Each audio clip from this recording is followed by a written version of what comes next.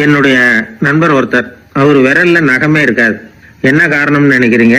எல்லாத்தையும் அவரே கடிச்சு துப்பிடுவார். அப்படி ஒரு பழக்கம். சின்ன குழந்தைகள் நகம் கடிக்குது, விரல் சூப்புது. இதுக்கு என்ன காரணம் தெரியுமா?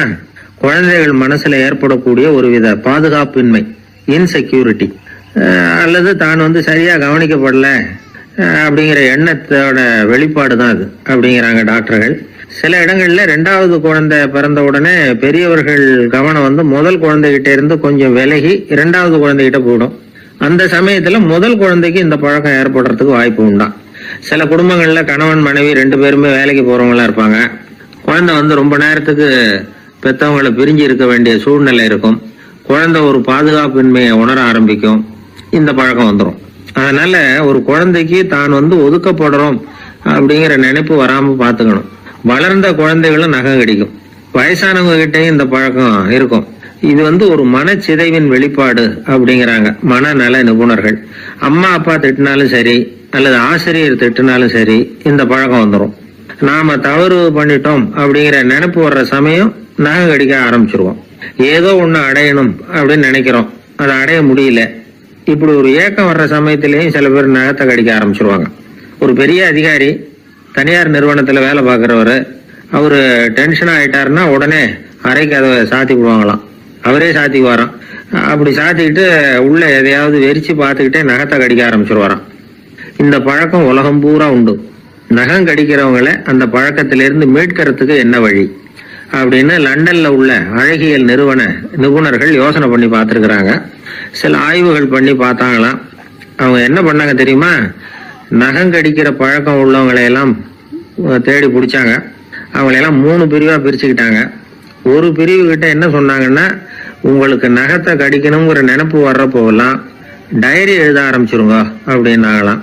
இன்னொரு பிரிவு கிட்ட, உங்களுக்கு அந்த நினைப்பு வர்றப்போலாம் உங்க நகத்துக்கு வண்ணம் பூச ஆரம்பிச்சிருங்க, அழகு படுத்த ஆரம்பிச்சிருங்க, நெயில் பாலிஷ் போடுறாங்களே அது மாதிரி. அப்படி ஒரு யோசனை சொல்லியிருக்காங்க. 3வது குழுவினர்கிட்ட, உங்களுக்கு நகத்தை கடிக்கணுங்கிற எண்ணம் வர்றப்போலாம் விரல்களை இறுக்கமா மூடி வச்சுக்கிட்டு வேற விஷயங்கள்ல கவனம் செலுத்துங்க அப்படின்னு சொன்னாங்களாம். இப்படி 3 வித முயற்சி பண்ணி பார்த்ததுல கடைசியா அவங்க என்ன கண்டுபிடிச்சாங்க தெரியுமா? 3வது குழு செஞ்சதுல நல்ல பலன் கிடைச்சதாம். அதாவது நகம் தெரியாதபடிக்கு விரலை இறுக மூடிக்கிட்டு வச்சுக்கிட்டோம்னா அந்த பழக்கம் மாறுதான். அப்படி இருந்தவங்க கிட்ட அந்த நகம் கடிக்கிற பழக்கம் மெதுவா குறைஞ்சு போச்சான். அதனால நகம் கடிக்கிற பழக்கம் உள்ளவங்க இதை முயற்சி பண்ணி பார்க்கலாம். ஒரு ஆள் இருந்தார், அவருக்கு எப்ப பார்த்தாலும் நகத்தை கடிச்சுக்கிட்டே இருக்கணும், அப்படி ஒரு பழக்கம். அதனால அவர் விரல்ல எப்பவும் நகம் இருக்கிறது இல்லை. விரல் இருக்கிறதே பெரிய ஆச்சரியம். அவருக்கு திடீர்னு உடம்புல அரிப்பு, சொரிஞ்சிக்க முடியல, அரிப்பும் நிக்கல. 1 வாரம் தொடர்ந்து கஷ்டப்பட்டார். கடைசியா ஒரு டாக்டர் கிட்ட ஓடினார். அவர் எல்லாத்தையும் விவரமா கேட்டுக்கிட்டு கடைசியா கொஞ்சம் மாத்திரை கொடுத்து வேலைக்கு ஒண்ணு சாப்பிடு அப்படின்னாராம். இந்த மாத்திரை எதுக்கு டாக்டர்? அரிப்பு நிக்கிறதுக்கா அப்படின்னாராம். இல்ல நகம் வளர்றதுக்காக அப்படின்னாராம் இந்த டாக்டர். ஒரு கோவில்ல ஆன்மீக சொற்பொழிவு நடந்துகிட்டு இருக்குது. ஒரு பெரியவர் பேசிக்கிட்டு இருக்கார். கடவுளை பத்தியும் சொர்க்கத்தை பத்தியும் மனுஷனை பத்தியும் அவர் விவரமா பேசுறார். எல்லாரும் உட்கார்ந்து கேக்குறாங்க. அந்த கூட்டத்துல ஒரு தத்துவ ஞானியும் உட்கார்ந்து இருக்கிறார். அவருடைய நண்பர். பேசி முடிச்சதும் அந்த பெரியவர் மேடையை விட்டு இறங்கினார். நேரா அந்த தத்துவ ஞானி கிட்ட வந்தார். எப்படி இருந்தது என்னுடைய பேச்சு அப்படின்னு கேட்டார். நீங்க பேசினது ஒண்ணுக்கு ஒண்ணு முரண்பாடா தெரிஞ்சது அப்படின்னாராம் இவரு. நான் என்ன அப்படி தப்பா பேசிவிட்டேன் அப்படின்னாரா அவரு. கடவுளை நம்புகிறவன் சொர்க்கத்துக்கு போவான்னு சொன்னீங்க, அப்புறம் நல்ல விதமா வாழறவன் சொர்க்கத்துக்கு போவான்னு சொன்னீங்க அப்படின்னாராம். இதுல என்ன முரண்பாடுன்னு கேட்டிருக்காரு அவர். இதுலதான் முரண்பாடு தெரியுது எனக்கு. அதாவது இங்க ஒருத்தன் எல்லா தப்பும் பண்ணிட்டு இருக்கிறான், அவன் கடவுளை நம்பினான்னா அவன் சொர்க்கத்துக்கு போவானா? இது என்னுடைய முதல் கேள்வி. இல்லைன்னா ஒருத்தன் எந்த தப்பும் பண்ணல, ரொம்ப ஒழுங்கா வாழ்ந்துகிட்டு இருக்கிறான், ஆனா அவன் கடவுளை நம்பல, அவன் என்ன நரகத்துக்கு தான் போவானா? கடவுள் நம்பிக்கை உள்ள ஒரு திருடன் என்ன ஆவான், எங்க போவான்? கடவுள் நம்பிக்கையே இல்லாத ஒரு நல்லவன் என்ன ஆவான், எங்க போவான்? ஒருத்தன் இங்க கடவுள் நம்பிக்கையோட வாழறது முக்கியமா அல்லது நல்லவனா வாழறது முக்கியமா? இதுதான் இவர் கேட்ட கேள்வி. இதை கேட்டதும் அந்த பெரியவர் குழம்பி போட்டார். அவர் சொன்னது நியாயம் தானே. கடவுளை நம்புறவன் தான் சொர்க்கத்துக்கு போவான்னா பேசாம கடவுளை நம்பிக்கிட்டு இந்த உலகத்துல எல்லா தப்பும் பண்ணிட்டு இருக்கலாமே. பேச்சாளர் குழப்பத்தோட வீட்டுக்கு போனார். படுத்து தூங்கினாரு. ஒரு கனவு வந்தது. கனவுல அவர் ஒரு ரயில்ல வேகமா போயிட்டு இருக்கிறார். எதிரில் உட்கார்ந்துருக்கிறவரை பார்த்து நாம இப்ப எங்க போறோம்னு கேட்டார். சொர்க்கத்துக்கு போயிட்டு இருக்கிறோம் அப்படின்னாங்களாம். ரயில் போய் நின்றது. இவர் இறங்கினார். இங்க கௌதம புத்தர் இருப்பார், சாக்ரட்டிஸ் இருப்பார், அவங்கள பாக்குறதுக்கு ஒரு நல்ல வாய்ப்பு அப்படின்னு நினைச்சுக்கிட்டே அங்கேயும் இங்கேயும் பார்த்தார். அங்க யாருமே இல்ல. ஒரே பாலைவனம் மாதிரி இருக்குது. பச்சை இல்ல, பசுமை இல்ல, பூக்கள் இல்ல, மரம்லாம் மொட்டையா நிக்குது. எலும்பும் தோலுமா சில முனிவர்கள் அங்கேயும் இங்கேயுமா உட்கார்ந்து இருக்கிறாங்க. இவர் அவங்க கிட்ட போய் இந்த புத்தர், சாக்ரட்டிஸ் இவங்க எல்லாம் எங்க இருக்கிறாங்கன்னு கேட்டாராம். அப்படி யாரும் இங்க இல்லையே, அவங்க எல்லாம் யாரு அப்படின்னு திருப்பி கேட்டிருக்கிறாங்க. இவருக்கு அதிர்ச்சியா போச்சு. அப்படின்னா அவங்க எங்க போயிருப்பாங்க? உடனே ரயில் நிலையத்துக்கு ஓடி வந்தார். அப்பதான் நரகத்துக்கு ஒரு ரயில் புறப்பட்டு இருந்தது. அங்க இருந்து அதுல ஏறி உட்கார்ந்தார். ரயில் வேகமா போச்சு. நரகம் நெருங்க நெருங்க காற்று குளிர்ச்சியா வீச ஆரம்பிச்சுதான். வெளியில பசுமையா இருந்துதான். அழகான மலர்கள், அழகான நீர்நிலைகள், நந்தவனங்கள், ரொம்ப அருமையா இருக்குது. ரொம்ப அங்க இருந்தவங்க எல்லாம் ரொம்ப மகிழ்ச்சியா உல்லாசமா வேற இருந்திருக்கிறாங்க. எங்க பார்த்தாலும் ஆடல் பாடல் உற்சாகம். இவரு ரயில விட்டு இறங்கினார். அவருக்கு சந்தேகம், இதுவா நரகம் அப்படின்னு விசாரிச்சிருக்காரு. ஆமா, இதுதான் நரகம்னாங்களாம். எனக்கு ஒரு சந்தேகம் இருக்காரு. என்னன்னு கேட்டிருக்காங்க. கௌதம புத்தரும், சாக்ரட்டிஸும், லாவோஸும் இவங்க மாதிரி இன்னும் பல பேரும் கடவுள் நம்பிக்கை இல்லாதவங்க, அவங்க எல்லாம் இங்க இருக்கிறாங்களா அப்படிங்கறதுதான் என்னுடைய சந்தேகம் அப்படின்னாராம். இப்ப அவங்க சொல்லிருக்கிறாங்க, இப்ப நீங்க பாக்குறீங்களே பசுமையும் பச்சை பயிர்களும் ஆடல் பாடல்களும் அழகிய மலர்களும், இது எல்லாமே கௌதம புத்தரும் சாக்ரட்டிஸும் அது மாதிரி மகான்களும் இங்க வர ஆரம்பிச்ச பிறகுதான் உண்டாக ஆரம்பிச்சது. இந்த பிரதேசத்தை அவங்க அப்படியே மாத்திவிட்டாங்க. இப்போலாம் இங்க இருக்கிறவங்க யாரும் சொர்க்கத்துக்கு போறதுக்கே ஆசைப்படுறது இல்ல அப்படின்னாங்களாம். இந்த அதிர்ச்சியிலேயே அந்த பெரியவர் கனவு கலைஞ்சி மூச்சுக்கிட்டார். இதுல இருக்கிற கருத்து என்னன்னா, நல்லவர்கள் எங்க இருக்கிறாங்களோ அந்த இடத்துக்கு பேர் தான் சொர்க்கம். சொர்க்கம் நரகம்ங்கிறதெல்லாம் ஆன்மீக பண்புகள், அவ்வளவுதான். கீழே விழுந்தாதானே எழுந்திருச்சு நிக்க முடியும். அதனால எழுந்திருக்கணும்னு நினைக்கிறவங்க முதல்ல கீழே விழணும். இவர் முதல்ல கீழே விழணும், அதுக்கப்புறம் தான் எழுந்திருக்கிறது எப்படின்னு சிந்திக்க முடியும். இந்த உலகத்துல எல்லாருமே கீழே விழுந்து எழுந்தவர்கள் தான். இப்போ இந்த குழந்தை பருவத்துல கீழே விழாம நடைபயில கற்றுக்கிட்டவங்க யாராவது உண்டா? சின்ன வயசுல ஒரு தடவை கூட கீழே விழல சார், அப்படியே பிறந்தார் வளர்ந்தார் பெரியவர் ஆயிட்டார் அப்படின்னு யாரையும் சொல்ல முடியாது. அதனால மனுஷங்கிறவன் விழுந்து புரண்டு எழுந்துதான் நடக்க கத்துக்கிறான். ஒரு உண்மையை நாம எல்லாரும் புரிஞ்சுக்கணும். இந்த உலகத்துல தவறு செய்யாத மனிதர்களே யாரும் கிடையாது. அப்படி இருக்கிறப்போ எப்போதாவது நாம தவறு பண்ணிவிட்டோம்னா அதுக்காக மனசு உடைஞ்சு போயிடக்கூடாது, வாழ்க்கையில வெறுப்பு வந்துடக்கூடாது. ஒரு தவறு நடந்துட்டுதா அதுக்காக மனசு உடைஞ்சு போடாதீங்க, அதை ஒரு பாடமா எடுத்துக்கங்க. அதே தவறு மறுபடியும் நடக்காம வேணும்னா பாத்துக்கலாம், அது போதும். தடைக்கல்ல படிக்கெல்லாம் மாத்திக்கணும், இதுதான் இதுல முக்கியம். ஒரு அலுவலகம், அங்க ஒரு அதிகாரி, அவர் உயர்ந்த பதவியில் இருந்தார், சிறந்த நிர்வாகின்னு பேர் வாங்கினவர். அவர் தனக்கு கீழே வேலை செய்யறவங்க கிட்ட எல்லாம் சொல்லுவாராம், இந்த நிறுவனத்துல நீங்க எத்தனை தடவை வேணும்னாலும் தவறுகள் செய்யலாம், ஆனா ஒரே விஷயம் என்னன்னா ஒரே தவறை மறுபடியும் செய்யக்கூடாது, அது முக்கியம் அப்படின்பாராம். இதை மேம்போக்கா பார்த்தா அவர் ஏதோ தன்னுடைய ஊழியர்களை தவறு செய்ய தூண்டுறது மாதிரி தெரியும். ஆனா உண்மை அப்படி இல்லை. இன்னைக்கு என்ன நடக்குது தெரியுமா? அநேகமா எல்லா மனிதர்களுமே ஒரே தவறை தான் மறுபடியும் மறுபடியும் செய்யறாங்க. விளையாட்டு வீரர்கள் ஒரே மாதிரியான தவறுகளை திரும்ப திரும்ப செய்யறது உண்டு. கணக்கு எழுதுறவங்கள பாருங்க, ஒரே தப்ப மறுபடியும் மறுபடியும் செய்வாங்க. அலுவலகம் வருகிறவர்களை கவனிங்க, ஒரு நாள் தாமதமா வந்தா பரவாயில்ல, தினமும் தாமதமா வருவாங்க. இது மாதிரி செய்த தவறையே திரும்ப திரும்ப செய்யறதுக்கு என்ன காரணம் அப்படின்னா, சோம்பல், ஞாபக மறதி, கவனக்குறைவு, தன்னுடைய திறமை பேர்ல அளவுக்கு மீறிய நம்பிக்கை, இப்படி இதுல ஏதாவது ஒரு காரணமா இருக்கலாம் அப்படிங்கிறாங்க இது பற்றி ஆய்வு செய்கிற வல்லுநர்கள். ஒரு தடவை செஞ்ச தவிர மறுபடியும் செய்யறது இல்லைன்னு முடிவு செஞ்சுக்கிட்டு அதை செயல்படுத்த கத்துக்கணும், அது போதும், வாழ்க்கை வெற்றிகரமா அமையும் அப்படிங்கிறாங்க அந்த அனுபவசாலிகள். அதனால வெற்றிகரமா வாழ்க்கையில நடைபோட விரும்பும் இளைஞர்கள் தவிர்க்க வேண்டியது என்னன்னா, முதல்ல சோம்பலை தவிருங்கள், சுறுசுறுப்பாக இயங்குங்கள் அப்படிங்கறது அவங்க அறிவுரை.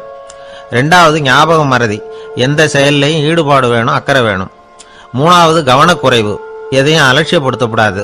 நாலாவது என்னால முடியாதது எதுவுமே கிடையாது அப்படிங்கிற அளவுக்கு மீறிய நம்பிக்கை, அது ஆபத்துல கொண்டு போய் விட்டுரும்.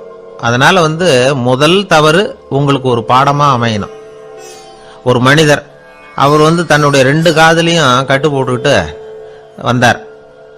அவருடைய நண்பர் அதை கவனிச்சுட்டார். என்ன சார் ஆச்சு, 2 காதுலையும் கட்டு போட்டிருக்கீங்களே அப்படின்னு விசாரிச்சார். ஒண்ணுமில்ல சார், வீட்டில் ரொம்ப ஆர்வமா டிவியில் கிரிக்கெட் மேட்ச் பார்த்துக்கிட்டு இருந்தேன். அப்போ என்னுடைய மனைவி துணிகளுக்கு அயர்ன் பண்ணிக்கிட்டு இருந்தாங்க. அயர்ன் பாக்ஸை அப்படியே வச்சுட்டு அடுப்பங்கரைக்கு போயிட்டாங்க. அந்த சமயம் பார்த்து டெலிஃபோன் பண்ணி அடிச்சுது. அவசரமா ஓடி போய் அதை எடுத்து காதில் வச்சேன். அப்போதான் தெரியும் அது அயர்ன் பாக்ஸுங்கிற விஷயம். சூடா இருந்ததா, சுட்டு விட்டுது அப்படின்னார். 1 காது சரி சார், 2 காதும் ஏன் அப்படி ஆச்சு அப்படின்னு கேட்டார். அதே ஆளு மறுபடியும் ஃபோன் பண்ணா சார் அப்படின்னார். இவர் எவ்வளவு தூரம் யோசிச்சிருப்பார் பாருங்க. அதனால ஒரு தவறு மறுபடியும் நடக்கக்கூடாது. முதல் தவறு உங்களுக்கு ஒரு பாடமாக அமையட்டும் அப்படிங்கிறது தான் இதிலிருந்து நாம தெரிந்து கொள்ள வேண்டிய கருத்து. அதனால தவறுகள் அதெல்லாம் தடைக்கெல்லாம் நினைக்க வேண்டாம், படிக்கெல்லாம் நினைப்போம். அப்படி நினைச்சோம்னா வாழ்க்கையில வெற்றி நிச்சயம். கொஞ்சம் தூரத்துல நாம நிக்கிறோம். எட்டத்துல இருந்துகிட்டு அவரை கவனிக்கிறோம். அவர் போன்ல பேசுறத, அவர் பேசுகிற வார்த்தைகள் என்ன அப்படிங்கறது நம்ம காதுல விழல. ஆனாலும் அவர் பேசிக்கிட்டு இருக்கிறது நல்ல செய்தியா கெட்ட செய்தியா அப்படிங்கறத நம்மால யூகிக்க முடியும். மகிழ்ச்சியான செய்தியை பேசும்போது முகம் மலருது, புன்னகை பூக்குது. இதுல ஒண்ணு நீங்க கவனிக்கணும். தொலைபேசியில நாம பேசுறப்போ நம்மோட பேசுறவர் எதிரில் இல்லை. அவர் தொலைபேசி வழியா நம்ம குரலை மட்டும்தான் கேட்க போறார். நம்ம முகத்தை அவர் பார்க்க போறது இல்லை. அப்படி இருந்தோம், அப்ப நம்ம முகம் ஏன் மலரணும் அப்படின்னா இதுதான் உடல் மொழி, பாடி லாங்குவேஜ் அப்படின்னு சொல்றாங்க. நம்ம அறியாமலேயே நம்ம உடம்பு செய்திகளை தெரிவிக்குது பாருங்க, அதுதான் உடல் மொழி. ஒரு மனிதர் தொலைபேசியில பேசிக்கிட்டு இருக்கிறத நீங்க தூரத்துல இருந்து கவனிச்சுக்கிட்டே அவர் நண்பரோட பேசுறாரா, மனைவியோட பேசுறாரா, குழந்தையோட பேசுறாரா, இல்ல மேல் அதிகாரி கிட்ட பேசுறாரா, அல்லது அவருக்கு கீழே பணிபுரிகிறவர்கள் கிட்ட பேசுறாரா அப்படிங்கறத கண்டுபிடிக்கலாம். அதுக்கு காரணம் அவருடைய உடல் மொழி.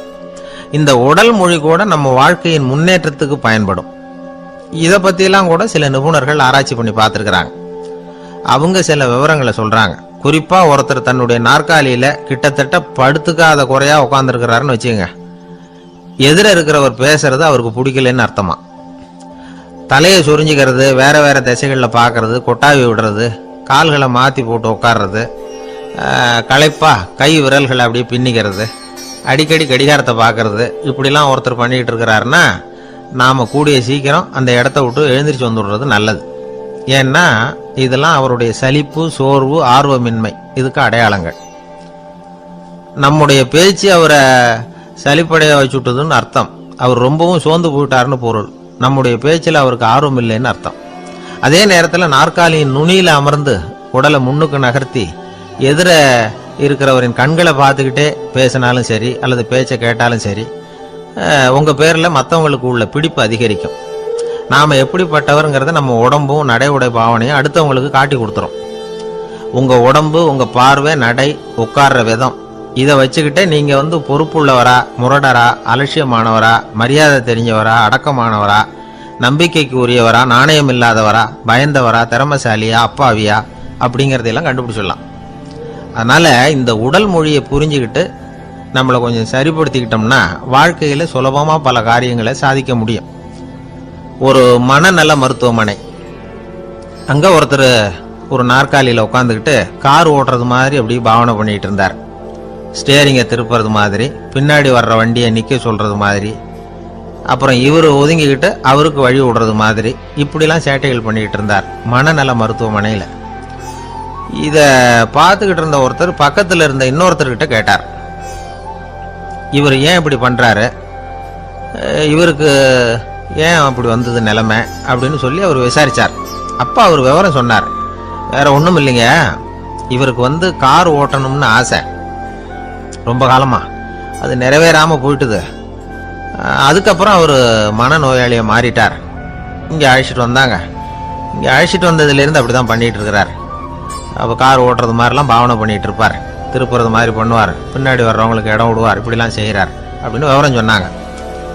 நீங்க சொல்லப்படாதா, இப்ப நீங்க கார் ஓட்டல, வெறும் நாற்காலியில தான் உட்கார்ந்து இருக்கிறீங்க அப்படின்னு நீங்க சொல்லப்படாதா அவருக்கு அப்படின்னு கேட்டாங்க. அது முடியாதுங்க, ஏன்னா அந்த காரை கழுவுறதுக்காக அவர் தினமும் எனக்கு 10 ரூபா கொடுத்துக்கிட்டு இருக்கிறார் அப்படின்னாராம் அங்க வேலை செஞ்சுக்கிட்டு இருந்த ஒருத்தர். அதனால வாழ்க்கையில நாம இந்த உடல் மொழியை புரிஞ்சுக்கணும். உடல் மொழிங்கிறது இப்போ ஆரம்பத்தில் சொன்னது மாதிரி அந்த தொலைபேசியில் பேசுறவங்கள தூரத்துல இருந்து பார்த்தாவே அவர் யாருக்கிட்ட பேசுறாரு என்ன பேசுறாருன்னு தெரியும்.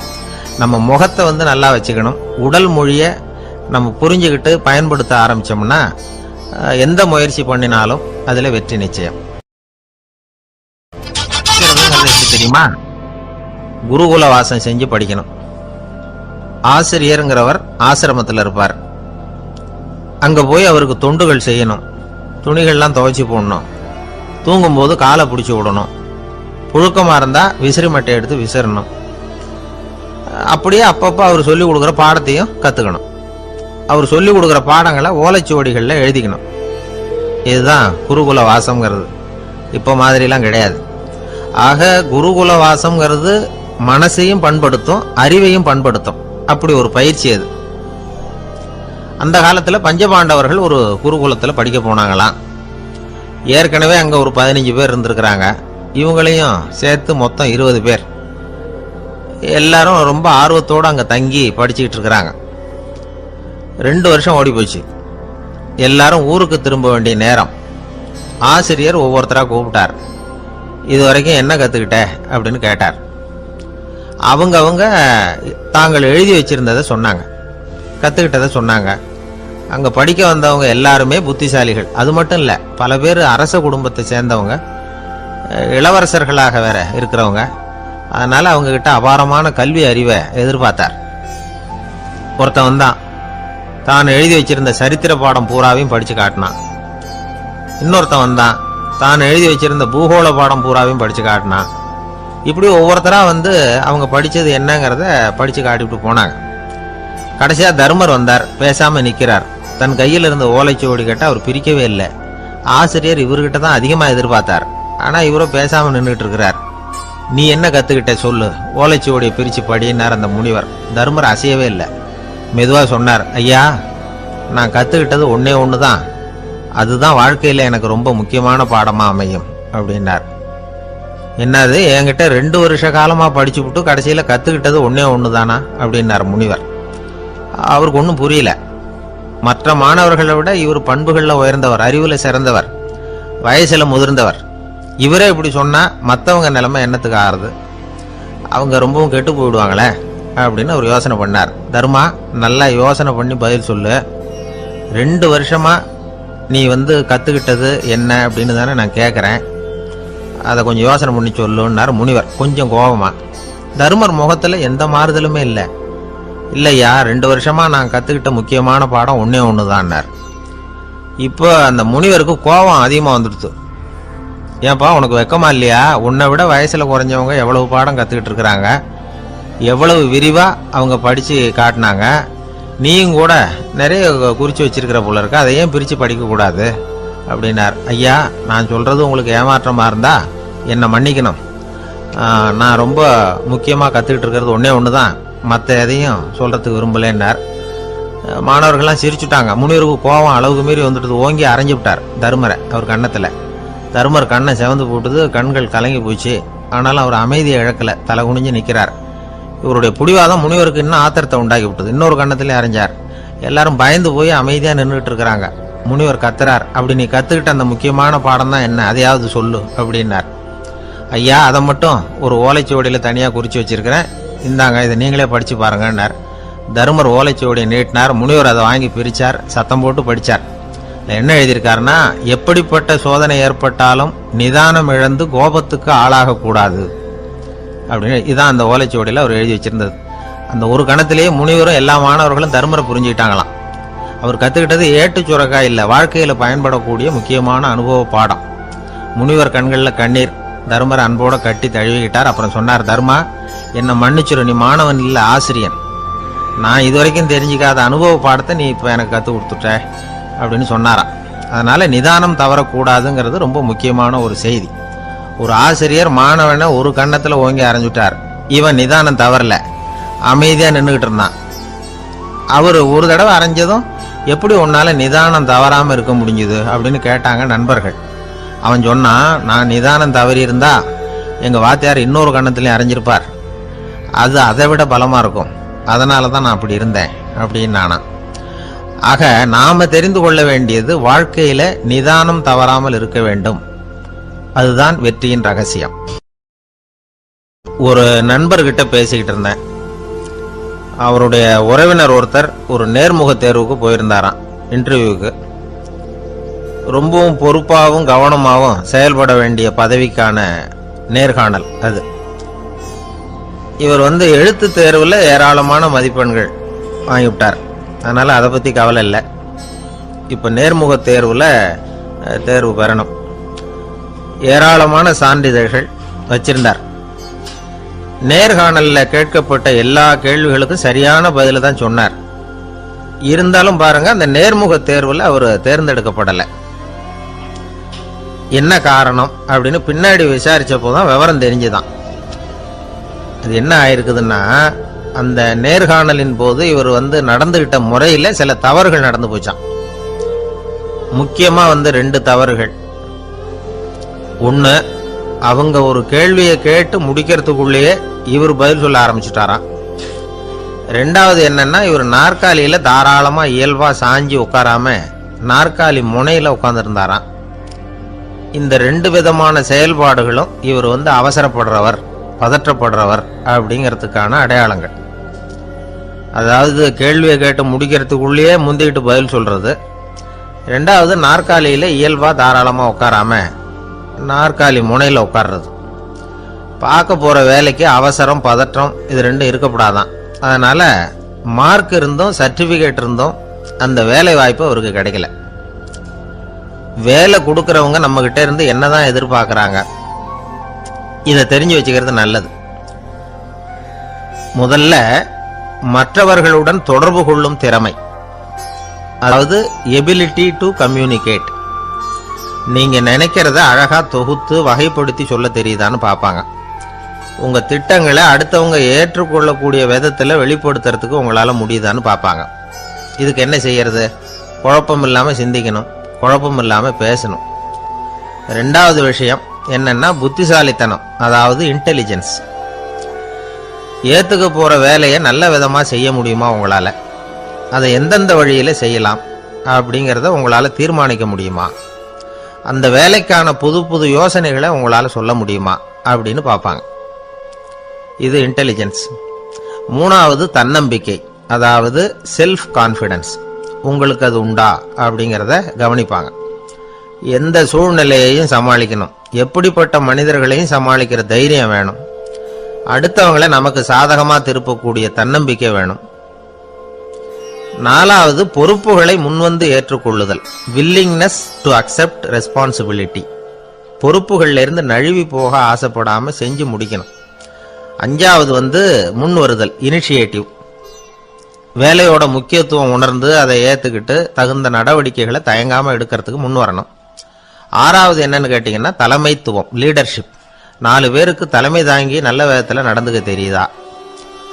ஏழாவது கற்பனை திறன், இமேஜினேஷன். சில பிரச்சனைகள் வரக்கூடும் அப்படின்னு முன்கூட்டியே யூகிச்சு அதுக்கு தகுந்த மாதிரி நடவடிக்கை எடுக்கிற திறமை உண்டா அப்படிங்கிறத பார்ப்பாங்க.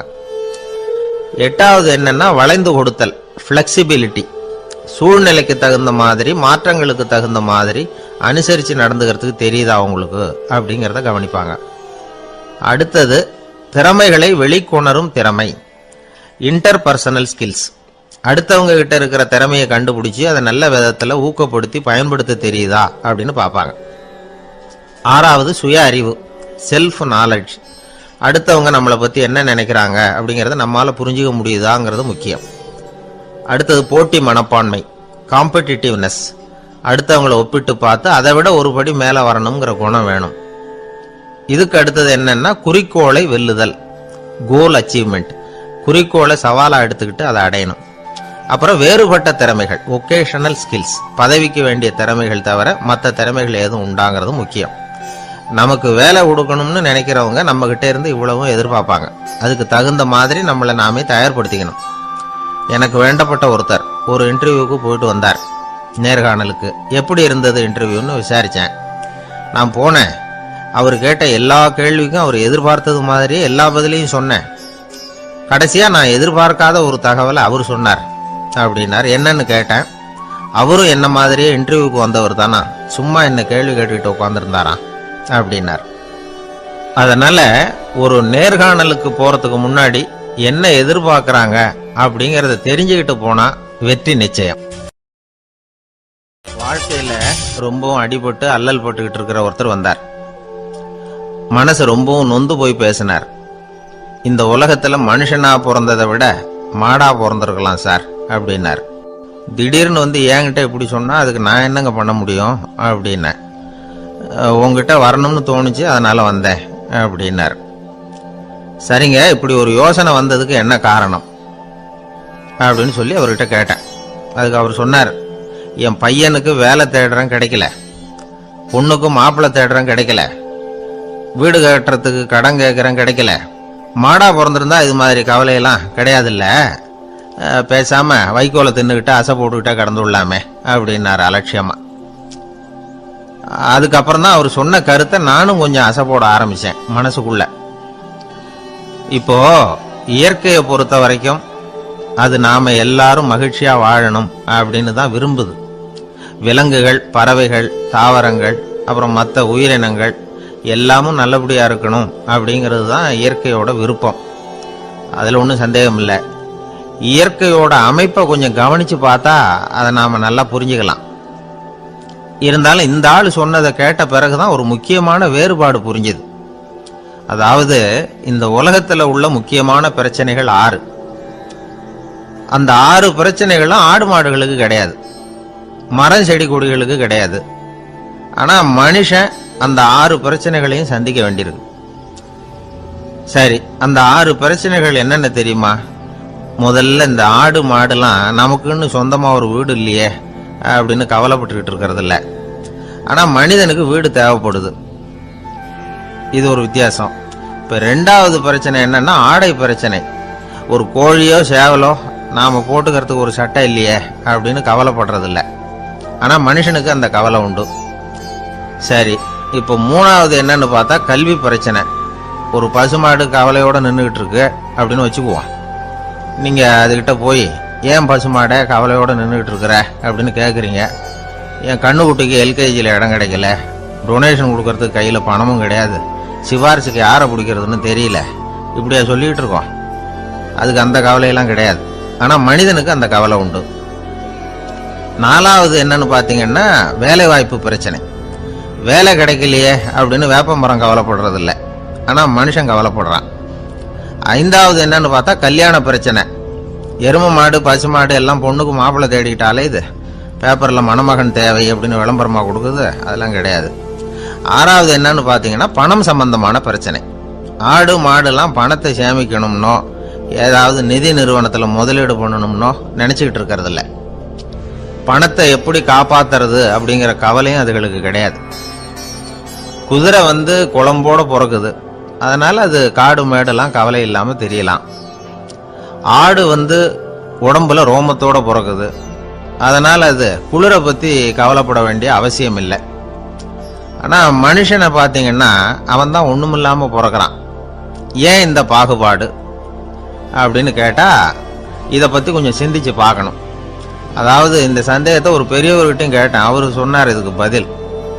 அவர் இதே கேள்வியை இயற்கை கிட்ட கேட்டாராம். இயற்கை பதில் சொல்லிச்சான்.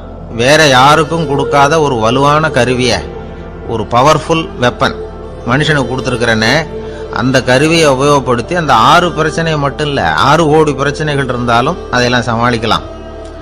அது கருவி என்ன தெரியுமா? அதுதான் 6வது அறிவு.